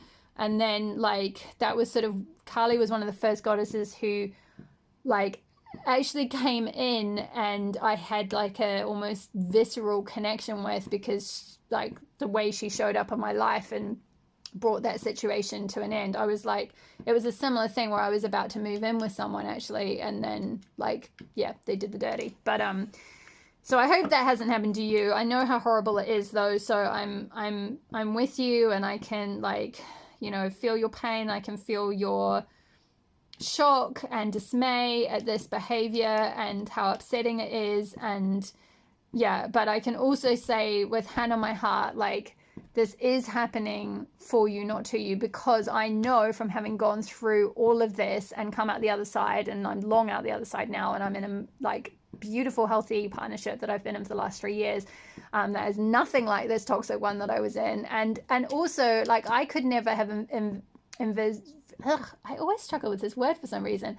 I could never have envisioned the partnership that I have now back at the time. Like, when I was in this toxic one, I struggled with this 3 of Wands. I struggled with, like, being able to, like, visualize a beautiful, you know, healthy future for myself, because I just was used to expecting, you know, crappy treatment within romantic relationships. So yeah, you know, I feel you. Like, I understand, like, you know, how difficult this is, and for this to come out in the place of, like, what's supporting you to step into your personal power. It's like, what, like, how is this supporting me? This is the worst thing ever. And very often the things that are, like, the worst possible things to happen to you, in retrospect, they, like, so they end up being one of the most empowering things, because they really force you to, like, kind of awaken to your power, awaken to your wholeness. So I love that. What is maybe blocking pile 2 from stepping into their personal power? What is, like, somewhat holding pile 2 back? What was holding pile 2 back from, wow, okay, it's gone on the floor. The Hanged Man. Interesting. Pile 1 got the Hanged Man, but I think it was in a different position. Yeah, change of perspective. I feel like this could be 2 things. For some of you, I'm getting what's holding you back is this person's keeping you hanging. So if you're in some sort of toxic connection, like with someone who is not, they're being a bit sneaky and they're not really committing to you, and they're treating you a bit like crap, and they're kind of hot and cold and in and out, and, like, whatever it might be, you're in this Hanged Man energy is coming in as something that's, like, you know, holding you back from stepping into your personal power, because you're kind of, all your energy is sort of waiting on them, like they're leaving you hanging. And so it's difficult for you to really take your power back, because you're just in this, like, it's like you're giving all your power to them to have a say over kind of what happens next in your relationship or something. Like, maybe some of you, you know, like, they've said, like, oh, like, you know, I'm not sure I want a relationship now, but, like, you know, that they're just behaving really weirdly, but they haven't fully broken up with you. It's kind of like, I get the vibe of someone who, like, won't give you any closure, which excuse me, is, like,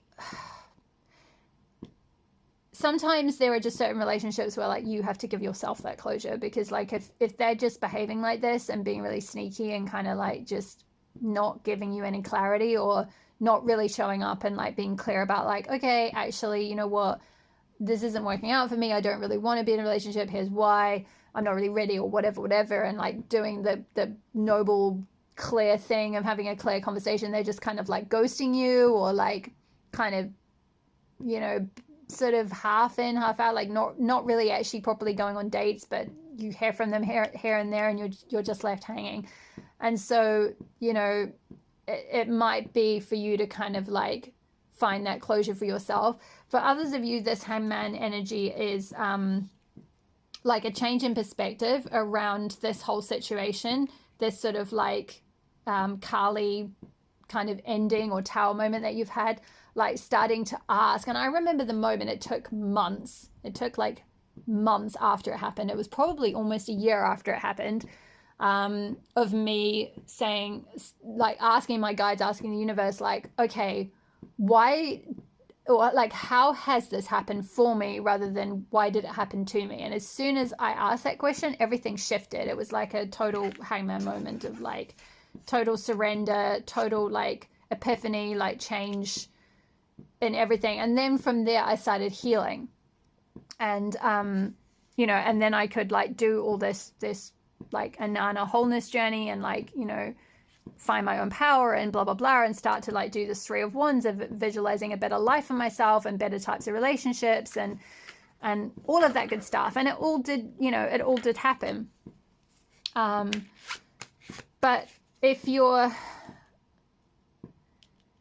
I feel like if you're resisting this Hanged Man, like if you're resisting surrendering to why the universe kind of like brought this spiritual transformation situation in and brought this like, brought you kind of to your knees, or has forced you to become autonomous in some way, whether it's in a workplace or a relationship, I feel like it's asking you to kind of really surrender. Let's see, what else do I want to ask? What will it look like when pile 2 steps into their personal power? What will it look like when pile 2 steps into their personal power? Yeah, healing. I love this actually, because this 4 of Swords, this particular deck, she's holding one of the swords. I don't know if you can see. Sorry, I know this reading is not terribly light, but if I have the main light on, it kind of gives me a headache. So I've just moved this little lamp here. So I hope you can see the card all right. But yeah, she's holding a sword here. So there's 3 swords above, and the 3 of Swords is about heartbreak. So yeah, for some of you, or like betrayal or disappointment, or like some sort of emotional ending. So yeah, I feel like for many of you, this Kali moment was some sort of 3 of Swords. But in this case, she's resting and healing, but also she's holding a sword. And I love that, because that is feisty. That is Pele energy. That is like taking your power back. That is that thing of like, you know, like it's like you don't have to be in this submissive, like defenseless kind of position with people anymore. You get to have a sword. You get to fight back too, pile 2. Like you get to like defend yourself. You get to stand up for people. So yeah, I feel like, you know, the part of your personal power is going to come from doing the healing and like, you know, the resting and the healing that is happening for you right now. But also it's going to look like, you know, you having hold of a sword so that you can fight if you needed to, and you may not even need to, but like you know that you can if you did need to. So yeah, wow, I love that. I feel like there's one more. Just trying to think what else I want to ask.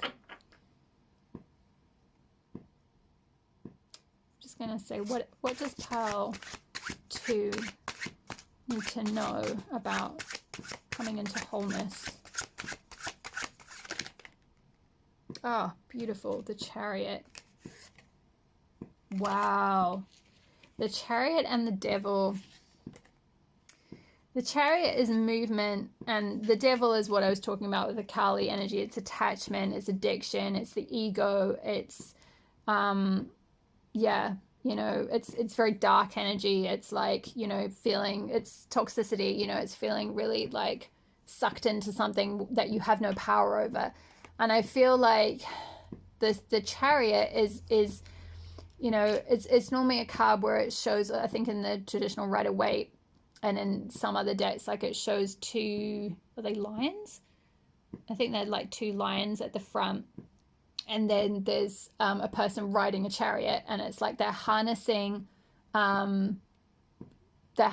both sides. It's like they're harnessing their yin and their yang energy, and their masculine and their feminine energy, and they're dark and they're light as well. Yeah, because the 2 lines, one's black I think and one's white, and we've got a black and white balloon here.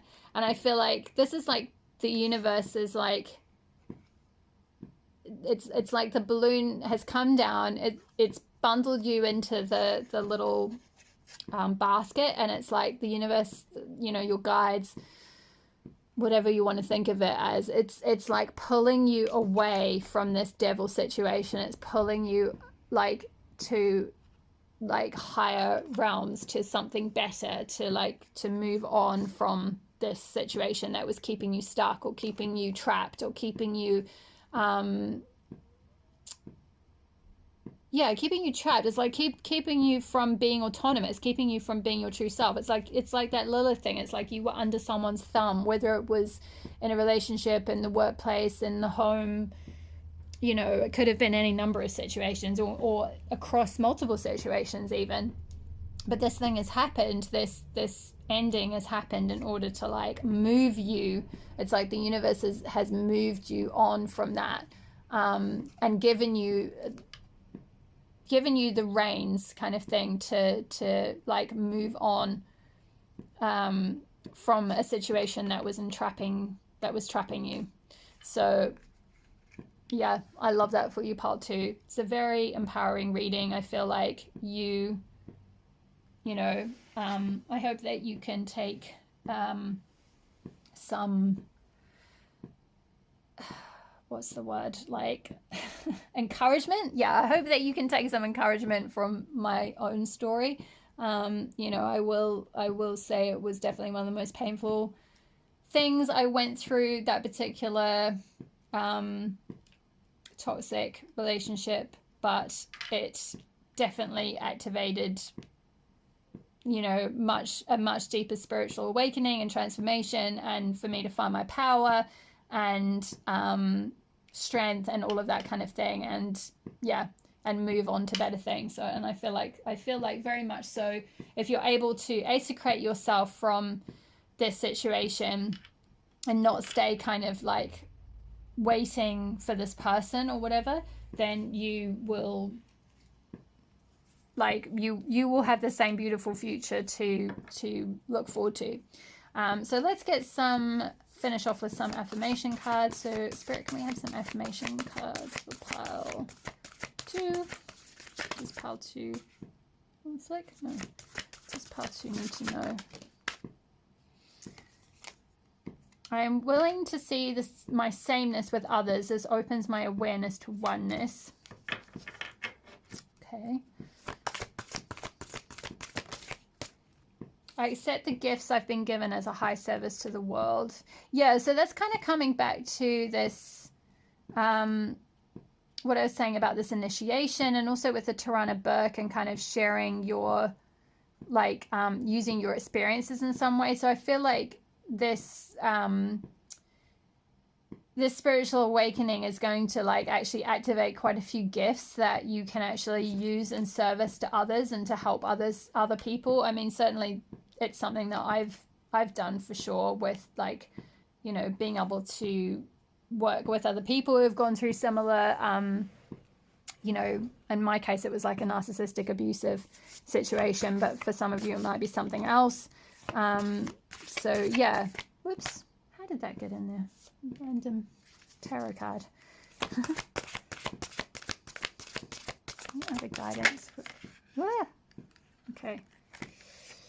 I can forgive people quickly, release my resentment, and set myself free. Yeah, I feel like there is, you know, that is this, you know, whatever this character was who did this 7 of Swords. You know, you can either stay like, you know, attached to that and attached to the resentment, and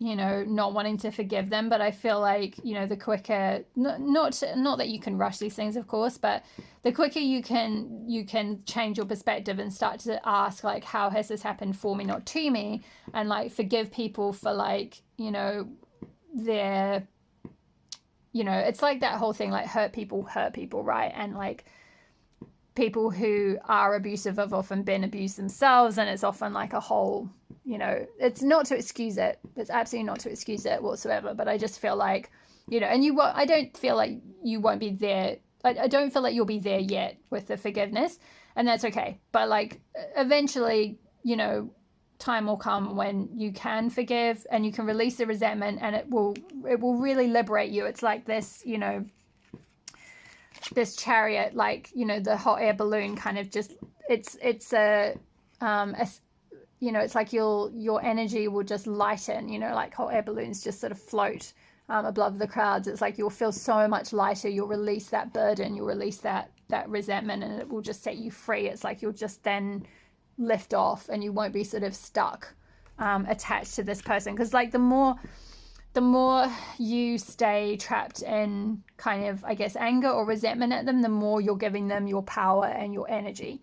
And so the quicker you can start to focus on yourself and like your own healing journey and stay focused on that and see it as an initiation into like healing your shadow and healing your own wounds, and asking yourself why you attracted this, you know, this situation.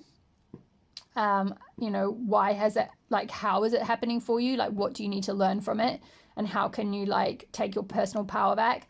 That will be what will like set you free, rather than like fixating on vengeance or like not wanting to forgive them, or staying sort of attached to when you're going to get an apology from them or closure from them or whatever it might be. It's like I was saying earlier, you may need to create that closure for yourself. And I guess also that this is sort of mirroring this card with I'm willing to see my sameness with others. This opens my awareness to oneness, you know, in terms of like the sameness, you know, I don't feel like, you know, if you have been abused, then you are an abuser as well, or anything like that. But I feel like it's just kind of saying like we're all human, we're all flawed, like we're all here to learn. You know, no one gets out of this place alive, right? Like no one gets out of this without being wounded in some way. So it's kind of like, you know, we are all one, really. Like all is love and all is oneness. And it doesn't feel like that in the moment, I know, but like in retrospect, like you'll be able to see how like these things happened. Like, you know, that like that person, you know, their higher selves were kind of actually doing it out of a place of love for you, so that you could like be initiated into taking your power back. So yes, that is all the messages I have for you, pile 2. I hope that resonated for you. Drop me a comment or an emoji below if it did. I would really love to hear from you. Hit the subscribe button if you're not already part of the community. I would really love to have you here, and hit the notification bell so you'll be notified when I next upload a reading. Hit the like button if you enjoyed the reading. It helps my channel to grow. And all the best with stepping into your personal power, and I will see you in the next reading. All my love. Bye. Hi there, pile 3. If you chose this Power Freya card from the Goddess Tarot, this will be your reading on awakening your personal power. So, pile 3, let's just get straight into your oracle cards, and I will read these all together, and then we'll look at the tarot. So, we have got Jacinda Ardern with never underestimate the power of yes. Immense strength springs from great compassion, and it takes a village to make a superwoman. We have got Avalon Priestess with intuitive awakening. We have got Ocean with source. We've got Yemaya, Mother of All, Divine Care. And we've got the Grandmothers. Remember your roots, perspective, trust the weavings. So, pile number 3, I get a very feminine energy from this pile. A very strong, like powerful female energy. Like you come from a really strong female ancestral line, I feel like. Maybe some of you have very strong female ancestors. Some of them might be in spirit kind of watching down over you at the moment.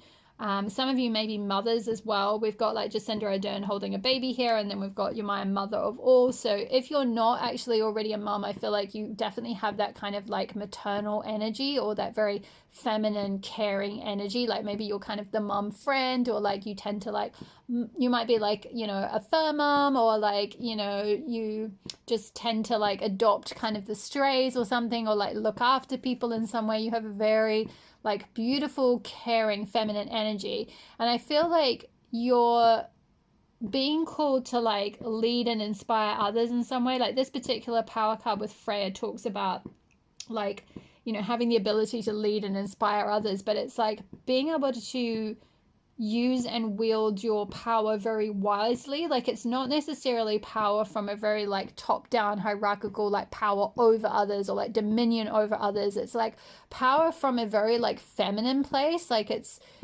very discerning. It's very like knowing when to like work with others, when to like lead from a place of like, you know, you're kind of like there with, like if you say lead a team at work or something, it's like you're there with the team. You're not like out ahead kind of being like a, you know, really hierarchical manager, like kind of you know, hitting the whip and you're just sort of sitting back and not doing anything. It's like you're there with everyone and you're kind of leading from within, or you have this like ability to be able to like know when to, it's like very discerning. It's like you know when to discriminate, when you need a little bit more like assertiveness maybe, and when you can be a little bit more passive and a bit more like compassionate and softer and more like gentler and more sort of, you know, nurturing. Like you lead by nurturing people. I feel like it's like you're able to nurture the best from people. And I feel like with this intuitive awakening, it's like you lead from a very intuitive place. It's like you're very attuned to people. You're very intuitive with what people need. So you're able to, because you've got this sort of like maternal energy, it's like you're able to sense, like the way a mother can like sense when a baby needs something. It's like you're able to sense what people need and like how you can get the best out of them and how you can inspire others and that kind of thing. So really beautiful energy. I feel I'm sort of getting lots of different scenarios. So I'm not going to go into too many specifics of like, you know, exactly in, you know, what field you might be demonstrating this power, because it's not so much a career reading. I do have those on my channel if you want something like that.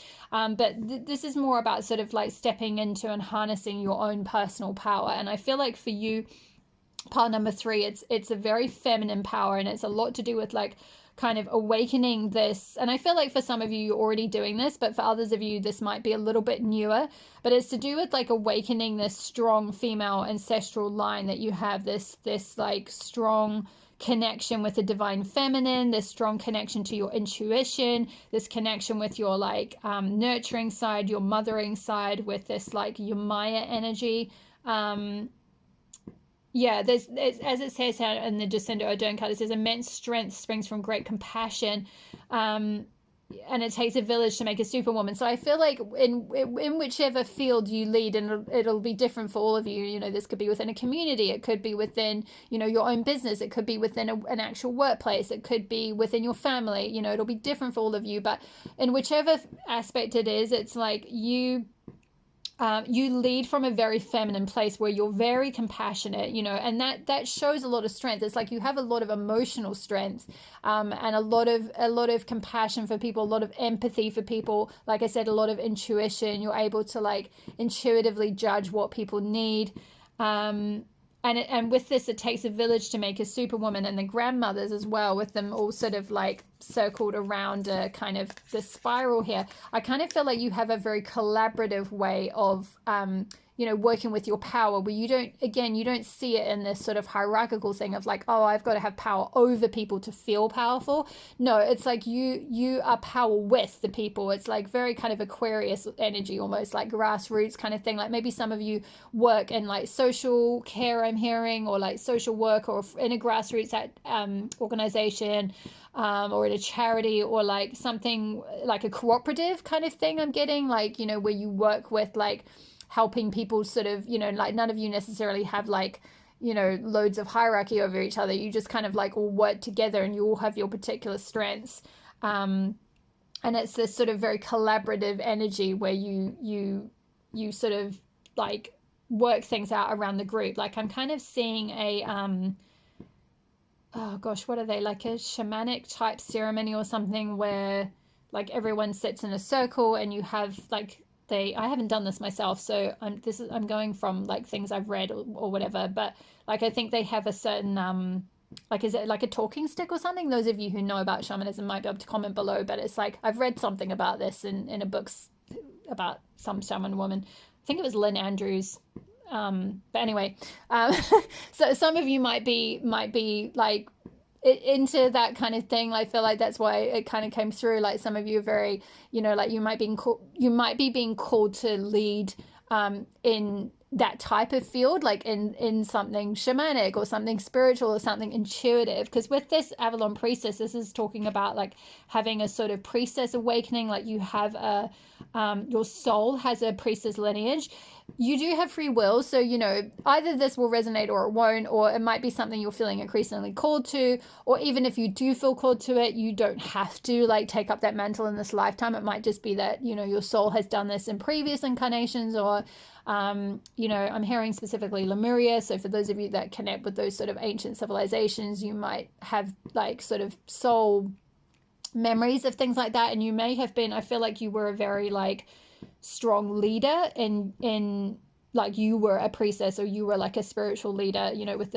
this purple. This is linked with both the third eye chakra and the crown chakra. It's very like regal kind of energy. So some of you might have been some sort of a like, yeah, like some sort of spiritual leader, or like a healer as well. I'm getting the very like healing energy as well. So it'll be kind of different for all of you. And some of you may be doing, you may have found that you've had a bit of an activation or a bit of an awakening in this lifetime, and you're already stepping into this. Maybe some of you have felt more called to start using your intuition, you know, in terms of like in not just in your own personal life, but just, you know, maybe even stepping into that as your purpose, like really, you know, becoming some sort of a priestess or a shamanic healer or a spiritual leader or something like that. But I do feel like for most of you, you have this very strong female lineage. You have like possibly a grandmother in spirit who's looking after you. And this card is coming under the Avalon priestess. So I feel like these two cards are sort of linked, like this female ancestral line is like looking like, you know, overseeing your like priestess training kind of thing, or they're overseeing you stepping into becoming a priestess of some sorts. And again, this doesn't have to be like you know, kind of leaving everything and you know, joining a goddess temple or whatever and doing that full time. It could be that you do this on the side, or you do this like as a, you know, as a solitary practitioner or something, or you just work, you know, like I said, you know, with that mum friend energy. It's like you just, you know, support friends and colleagues or whatever it might be, or family members, in terms of like giving them sort of intuitive guidance or support, or like sort of nurturance or healing or something in some way. But I do feel like in whichever way you do this kind of, you bring this like feminine leadership energy, whether you already do that in your sort of day job. I feel like you definitely like, you have the ability to lead and inspire others in some way. So like if you don't feel like you're leading and inspiring anyone right now, I feel like part of stepping into your personal power, or part of awakening your personal power, is by leading and inspiring others. It is by using this, like these feminine gifts, this feminine leadership, this compassionate leadership, this more like collaborative and cooperative, and like, you know, it's very like, you know, what is for the sort of working in a way where it's like, what is for the best of all, you know, what is going to help heal everyone, what is going to be supportive for everyone, kind of thing. So yeah, I feel like you, yeah, I'm just getting this when I tune into your energy. It's like very very flowing energy. It's like very like you're very connected with your emotional side, or you're very able to like tune into the emotions of others. So maybe for some of you, you could be like a therapist or something like that, or a counselor. But yeah, there's a lot of like water energy. We've got ocean source, Yamaya, mother of all, and Yamaya's a water goddess, and she's coming up out of the ocean here. And we've got Jacinda Ardern with like a New Zealand lake in the background. So hey fellow Kiwis, by the way. I'm a Kiwi too. Sadly I wasn't actually in New Zealand when Jacinda was Prime Minister, though. It would have been good if she'd been Prime Minister when I lived there. But anyway, she was amazing, and you know, she really did lead from a place of, although she met with a lot of, I'm not going to get into a whole political thing, because you know that like she had a lot of support internationally, but amazingly back in New Zealand there was a lot of contention around how she led the country through COVID. So, but I'm not going to get into that here. This is not the place for it. But the point is that she was very like concerned about the people, and it was very like compassionate and very like, you know, focused on like, you know, what was going to be the safest thing for, you know, what was for the, you know, looking out for the health of people. And so it was coming from a sort of a caring place and a compassionate place. So, you know, maybe some of you with this card coming out, you could be drawn to politics or something, or just like leading a, you know, community group, or leading a yeah, some sort of political group. But I feel more like for more of you, this is in terms of fields that this might play out, it's kind of more in regard to like possibly a spiritual calling, or working to support people emotionally, like I said, like a therapist or something along those lines. Or like I said, if it's not doing that kind of in your day-to-day and you're doing something else, you're still using this beautiful feminine power, at least like on the side or something like that, or with, you know, people that you're around. But there's just this, yeah, beautiful like watery energy, which is, you know, the realm of the emotions, you know. So I feel like you have a very like innate emotional understanding. Maybe a lot of you have been told like you really can read people's emotions really easily, you can support people through emotions. You know, in all these cases we've got these like a lake and a sea here, and even this sea looks, there's a little bit of like turbulence here, but like it's all very like, you know, calm, like the water is very calm. So I feel like you have a very calming, grounding, like even as I'm tuning into your energy, like I feel like I have been kind of sitting upright doing the other readings, and now I feel like just I'm kind of sitting back and I feel calmer, and it's like really yummy, lovely, very feminine energy. Like I could sit in this energy all day. You guys are lovely, part 3. But I feel like, to be honest, I have not very much to say to you, because I honestly feel like for you, part 3, you're kind of already, it's like you're already like doing it, you're already in your personal power, but possibly because of like the society that you've been in or the conditioning that you've had, you maybe don't see this as power. Like you maybe don't see these feminine traits as powerful, because maybe you've inherited more of a you know, a masculine picture of power, or something like a more hierarchical thing. But that's why I feel like, you know, with Jacinda coming through and like, you know, strength springing from compassion, like actually being, you can be, there's not many examples of this in the world today, but there are a few examples of people leading from a place of compassion.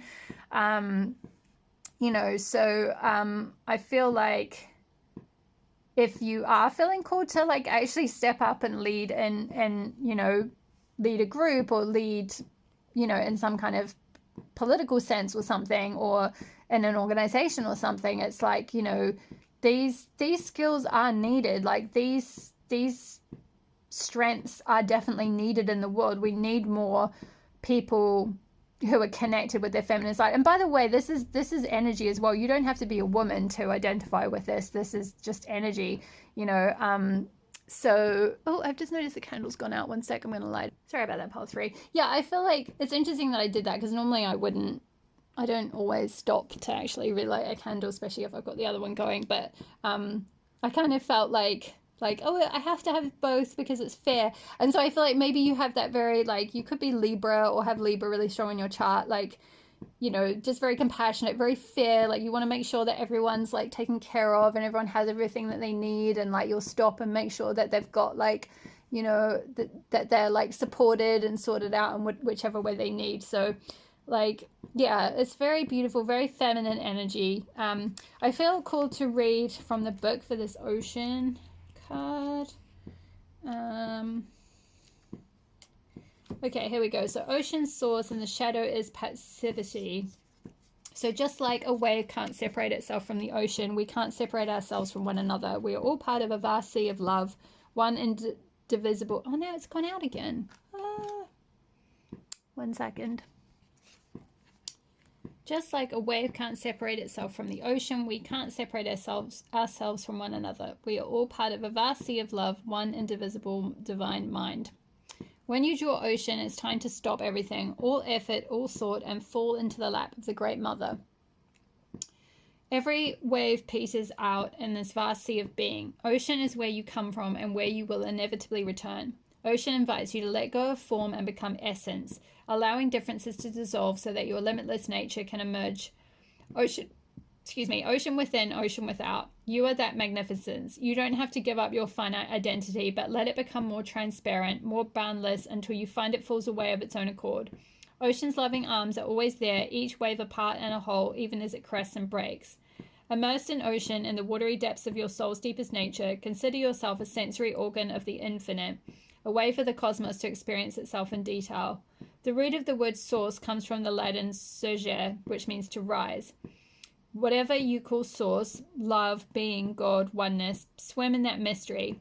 What arises in you when any differentiation between self and source subsides? To know this in every cell of your body is to arrive home and end all seeking. Only then can you draw from the inexhaustible well of yourself, who you are and what you do, becoming one and the same. Every day, riding the tides, you birth anew your sacred purpose in the world, entirely original provenance from Origin herself. Beware, however, the trap of passivity, of sacrificing the vigor of will for the comfort of complacency. Don't collapse into inaction by relying solely on divine will.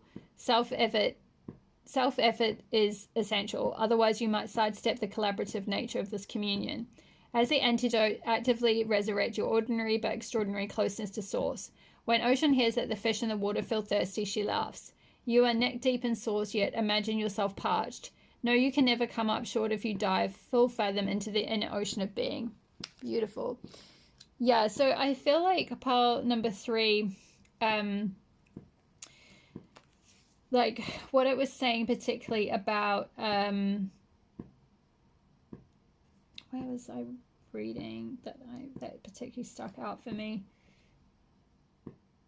I guess also particularly the bit about not sacrificing the vigor of will for the comfort of complacency, and not collapsing into inaction. I feel like, though, it's interesting this has come out under this power card, because this card talks about finding that balance between like kind of action and assertiveness and all of that versus like, that actually says specifically the word like passivity for this card. It actually uses passivity. So it's finding the balance between, a healthy balance between where you need to be passive and where you need to be receptive, and in this like more feminine, receptive, intuitive space, versus when you need to like take action and use your will and use your like assert your will and like kind of go forward with something and like use your more masculine energy. It's a good like, you know, both of these cards are kind of talking about balancing both those forces. And I feel like for some of you, you'll sit at either end of that. Like for some of you, this is more about like, you know, perhaps you already have that feminine energy in spades and you might struggle with too much passivity, and you might need to like harness more masculine energy to bring this energy, like to give this energy a little bit of structure or like form, or kind of like, you know, be able to like step into your purpose more in the world. For others of you, it might be more the other way around, where you're more used to operating in a more from a place of will and from a place of like, you know, masculine energy and all of that kind of thing, and you're learning to see your feminine gifts as actual gifts and as something that you can like use, and that, you know, you can lead from that place, and you don't have to always lead from a place of like assertion and like certainly not aggression, but, you know, like kind of sort of force or like, you know, kind of pushing energy. It's like finding that harmonious balance. But I feel like you know, even if you do have like some like part of your journey towards personal power is working out this balance with this potential passivity thing, I feel like you still have a lot of immense strength. I don't feel like you're so I've just noticed I've got sorry, I've just noticed I got some like dirty wax from the candle on my nail. Sorry, pile 3. I feel like, goodness, I've been extremely distracted during this reading. So for some of you, you might be, it could just be that I'm distracted, but I kind of feel like since tuning into your energy, I've been like very worried about like everything else on the table. So like, which I don't normally do. So I feel like for some of you, this could be something that you might do a bit, where you're like overly concerned about other people and everyone else around you, and making sure everyone else is okay and everything else is okay before yourself. And part of like stepping into your personal power is like, you know, making sure that you're also taking care of your own needs, and like not necessarily being so nurturing to everyone else that at the like expense of yourself. Certainly that's a little bit difficult if you are an actual mom and you have a baby. Like, I get that. I don't have kids myself, but I've got a close friend who has, and like I understand that it's like, yeah, you can't always just be like, say to your baby like, excuse me, like I need some time for, like, mommy needs some time for herself right now. I'm just gonna put you down and leave you. No, like, I get if you are an actual mom, or even like if your kids are a bit older, sometimes like you still can't really carve out that time for yourself, and you may be very distracted and very pulled in lots of different directions because you've got children around you, you know, and other responsibilities to take care of. But I feel like part of stepping into your personal power is kind of eventually getting to a point where you can actually use these maternal skills, and you can use these like feminine strengths and like this intuitive wisdom you have, and these like very nurturing qualities that you have. You can use them to actually lead from that place in whichever field it is, or whichever capacity it is that you want to. So and that will be different for all of you, but yeah, it's very, very beautiful energy, very feminine energy, whether you're already in this or you're stepping into this, you know. It might be different for all of you, but I feel like for many of you, you have, you know, when I tune into your personal power, that is you at your power, is like, you know, really owning that feminine power, really owning those feminine gifts. So let's have a look at the tarot. So yeah, while I'm shuffling, if I can just ask you guys to comment below if this is resonating, and like the video if it's resonating. It really helps my channel to grow, and I so appreciate each and every one of you who's been doing that. Thank you so much for all your lovely comments you've been leaving on my videos lately. It really helps me out more than you can know. So let's have a look at, we'll start off by looking at what does pile 3 need to know about stepping into their, whoa, that came out fast, stepping into their personal power. We've got contemplation, Chang'o, who is a Chinese goddess of the moon and the night. Chang'o is an extremely feminine goddess. She's a, like, goddess of beauty and like contemplation, as it says, goddess of the night. I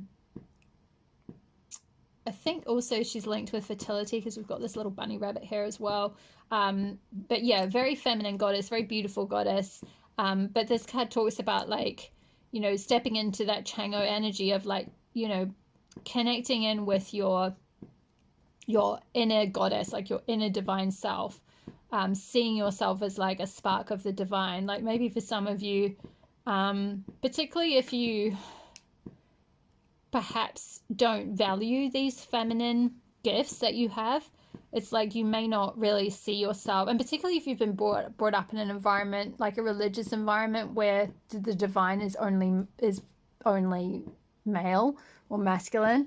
It might be very difficult for you to like feel yourself or sense yourself, like it was talking about with that ocean card, like your essence, to feel your feminine essence, to feel your divine essence, to see yourself as like not separate from source, like you're not, you know, you're not different from source, you're like a little drop in the ocean, and the ocean is source, the ocean is like the goddess, and you are a part of that. So there's something around, like, you know, by going within, by taking the time out to like contemplate and meditate and like tune into your own divinity, you'll be able to sense your divine power. Because I feel like your power in particular, pile 3, more so perhaps than the other piles, comes from like the divine. It's like I was talking about with that like almost regal energy from this Avalon priestess.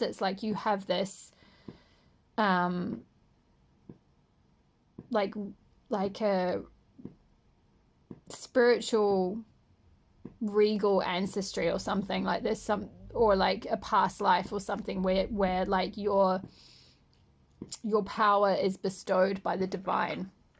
It's quite specific and kind of almost sounds like, you know, the way kings and queens, you know, they'll talk about like their power comes from, like the power comes from God or whatever. But I feel like truly with you, it's like you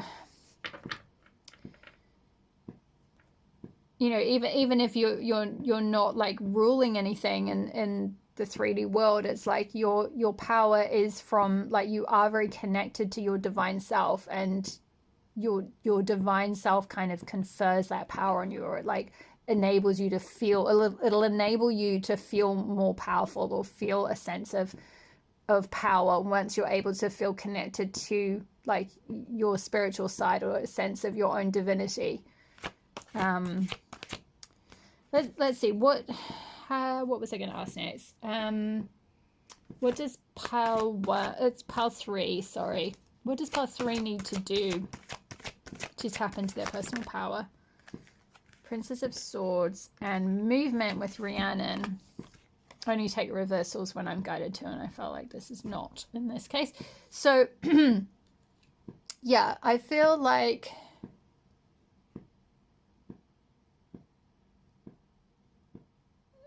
there's something around like getting clarity here on something with this Princess of Swords,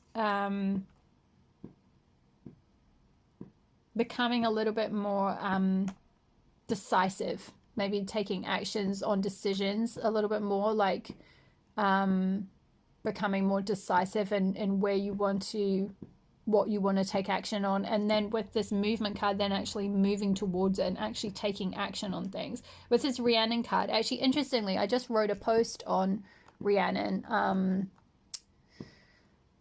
I think a week ago. So you might want to check that out on my blog, because this energy is,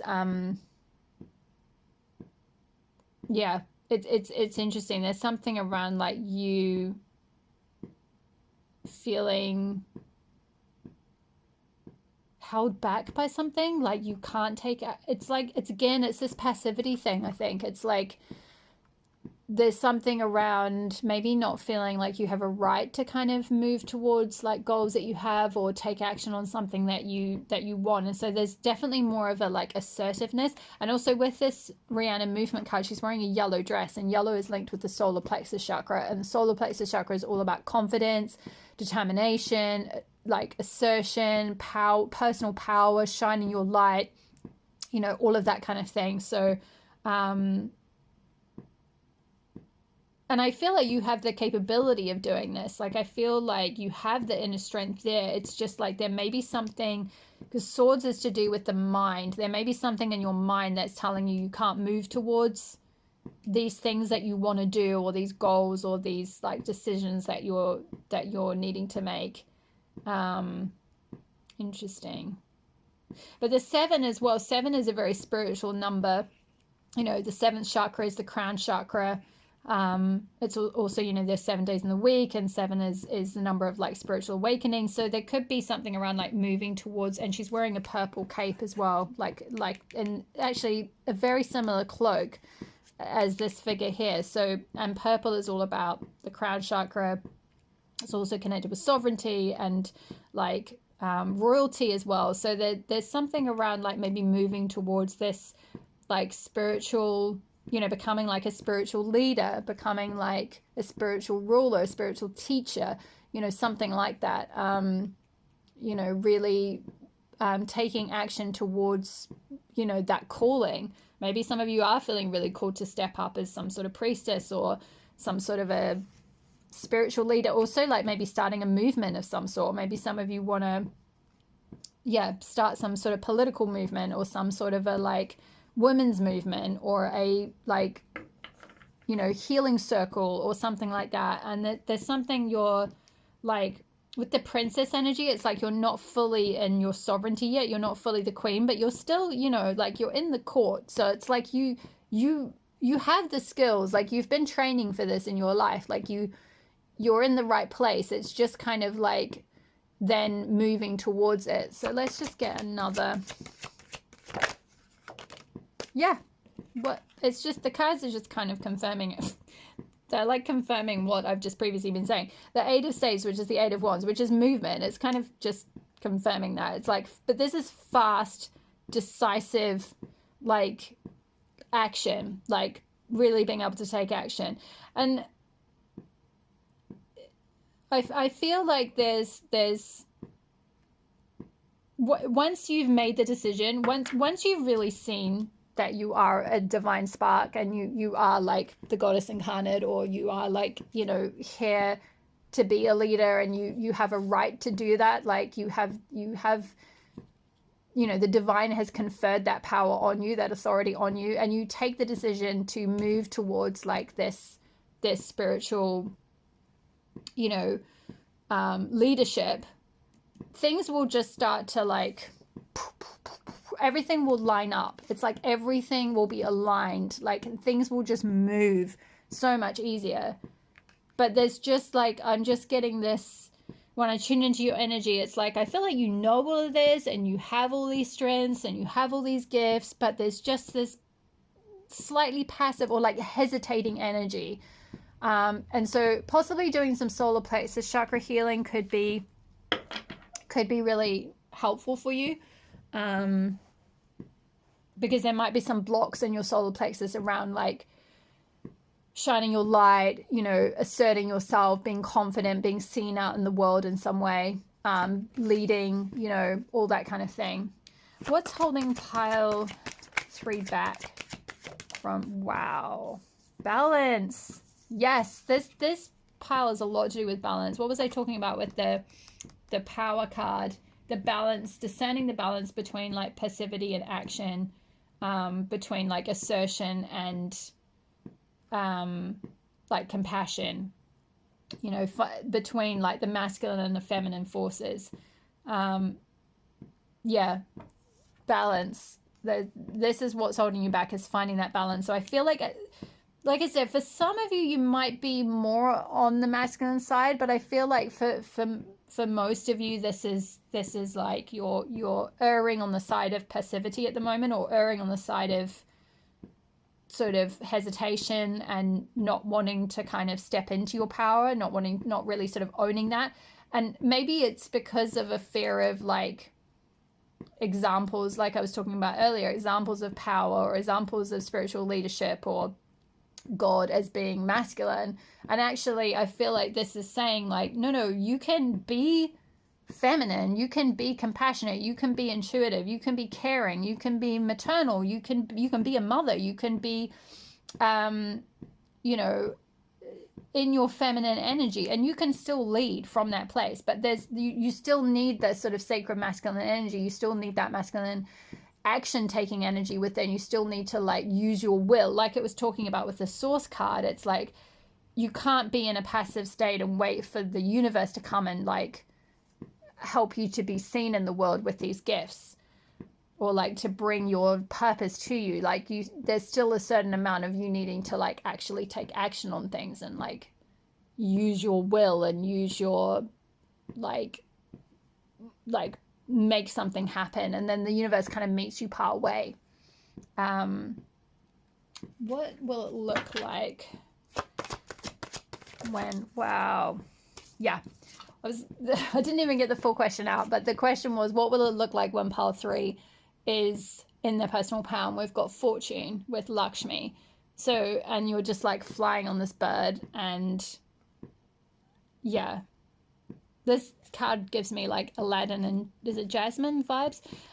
So yeah, maybe like travel. I feel like good fortune, you know, abundance, expansion, all of that good stuff, like, you know, is going to come to you once you're like stepping into this leadership, you know, particularly if you are feeling called to be some kind of spiritual leader. Maybe for some of you, this has been something that has been holding you back. You might have thought that you couldn't create any fortune for yourself, or like have abundance for yourself if you use these feminine gifts. Like you felt like maybe you've had to like, you know, do sort of more like, you know, use perhaps more masculine energy, like in a different kind of field, and like, you know, do all that sort of crush it, and like, you know, be in a really hierarchical environment, and like, you know, that's the only way that you'll be able to have any power, and that's the only way you'll be able to have any money or fortune or anything. And I feel like this reading is saying like, no, like,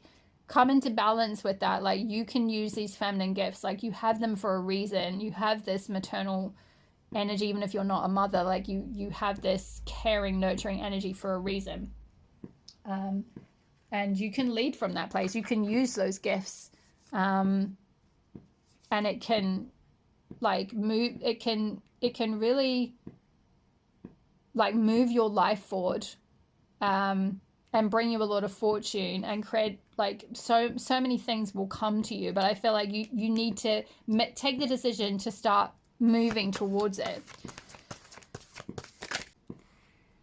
Let's see, we've got, I communicate with ease and grace. People are willing to embrace what I have to say. Perfect. Yes, I definitely feel like maybe for some of you, if you feel like you're being called into some sort of position of leadership, but you feel a bit nervous about that, like, will people really listen to me, or like, you know, will they really care about what I have to say, or whatever. I feel like people are definitely willing to embrace what you have to say. Like, you have wisdom here, you have intuitive wisdom, you have divine wisdom, you have a lot of like nurturance to help people. Your wisdom and your nurturance is needed by people, and I feel like once you're really in alignment with like your truth, like you will be able to just communicate easily. And I feel like, yeah, you have a lot of grace, you're very feminine, like I said, and you'll communicate in this beautiful way that will really magnetize the right people to you, who will want to hear the message that you have for them. So love that for you, pal. Number 3, it's safe to slow down, relax, and let go.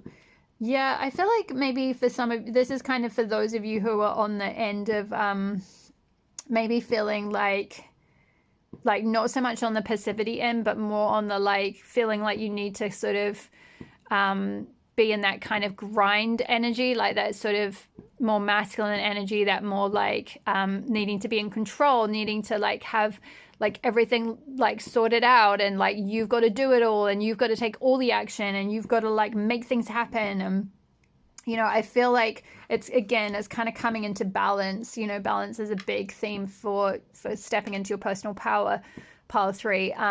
For those of you who are more in that energy, it's like, you know, knowing that it is safe to slow down, it's safe to go into your yin energy, it's safe to like relax, it's safe to like, you know, trust the universe, to know the universe has got your back, to let go of control. Like, you don't need to like control how all of this is going to look. I feel like that's what this contemplation card was about, is like, you know, by, you know, taking the time out to like relax and contemplate and like do the meditation and connect with your like intuitive awareness, your higher self, like, you know, you'll be able to sort of like outsource a lot of that control energy, and trust the universe to like guide you, trust your higher self to guide you, so that you don't need to like keep such a like super tight hold of the reins. You know, with this power card with Freya, like she's got these reins here with the 2 I don't know what these are, like kind of cats, big cats, driving her chariot. And I feel like, you know, it's kind of, you don't want to have the reins too loose, because the cats could just kind of like, you know, take off and go in any old direction. But you also don't want to be so tight that like nothing can really like move forward, and like you're needing to control it. And then there's not that like letting the universe come in and meet you halfway. So it's kind of about finding that balance. So yeah, I feel like I said, you're all you're all in a slightly different position on the spectrum of that. And you'll know where you are. You can tune in. You'll know if you feel called out by, and I don't mean it as a like, you know, I'm here to call you out, but like, you know, the feeling, like I get this in readings where I'm like, yep, that's me. Like, I'm definitely just not really taking enough action here. Like, I'm definitely needing to like, you know, use my masculine energy a bit more. I'm definitely being a bit passive. I'm waiting around for the universe to like maybe guide me a bit too much. And like, I could definitely, you know, like you'll know kind of where you sit with that, I feel like. So let's see. Let's get a final message for pile 3. We have a final message for pile 3. Whoop. Final message for pile 3. Ooh. Oh, I love this. When I lead from a place of love, people respect me. Beautiful. Exactly. I feel like you're being called to lead, pile number 3, in some regard. Yeah, whether it's like a business, whether it's in like the work you're already in now, whether it's to start your own thing, whether it's like on social media, whether it's like just in your community and your family, whatever it is, if you're doing it from a place of love, people will respect you and people will listen to you. People are going to love what you have to say.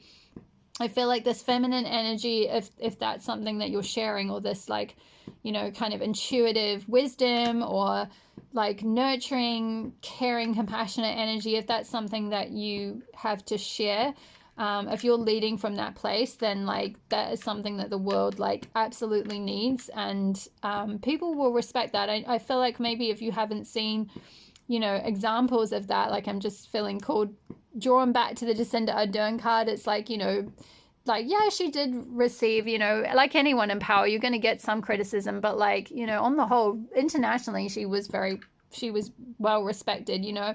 And I feel like the same can be said for you. Like if you lead from a place of integrity and a place of love and compassion for people and care, and that sort of collaborative place, and which, you know, these are all things you like, you know, you already do this anyway in whichever sort of capacity you're in now. But I feel like if you are feeling called to step up and lead in some regard, like people will really respect you, pile 3. Like I feel like straight away when I started tuning into your energy, I was like, whoa, like pile 3 is the shizzle. Like you guys have like got some powerful energy going on. Like you've got some powerful lineage, or powerful, like you've had a powerful past life, like, or lives, you know. I feel like you have that leadership energy. There's just maybe something around balancing something, whether it's like either being sort of too controlling and not letting the universe kind of like guide you as to where to lead, and or being a little bit too on the passive side, a little bit too hesitant, and like holding back your voice, you know, maybe feeling fear around how people, you know, maybe worrying that people won't embrace what you have to say, or people won't respect you, or that, you know, this type of feminine work, whatever it is that you do, or this sort of like intuitive stuff is like all like, you know, not really respected in the society you're in or something like that. But I feel like, you know, maybe, you know, if it's not, if you're in a culture where that kind of thing really is you know, treated in a very negative way or something, then maybe like you're being called to be one of the first, to like be one of the trailblazers and kind of like show that you can still, you know, lead from this place, and like, you know, you can still like demonstrate a different type of power. You know, maybe if in the culture you're in, it's mostly very dominant power structures, like dominance over people and like, you know, control over people and fear and all of that kind of thing. Like you can demonstrate that actually like you can lead from a place of love, you can lead from a place of compassion, you can lead from a place of like intuition and still be respected. I feel like you have the capability to do that for sure, pile number 3. So that is all the messages. Those are all the messages I have for you today, pile number 3. I hope you enjoyed the reading. Leave a comment below if it resonated for you, and hit the like button if you enjoyed the reading. It helps tell me what content is resonating for you guys at the moment. It helps my channel to grow. I really appreciate each and every one of you who's been doing that. Hit the subscribe button. I'd love to have you part of the community, and the notification bell so you'll be notified when I next upload a reading. Thank you so much for being here today and letting me read for you. All the best with stepping into your personal power, and I will see you in the next reading. All my love. Bye.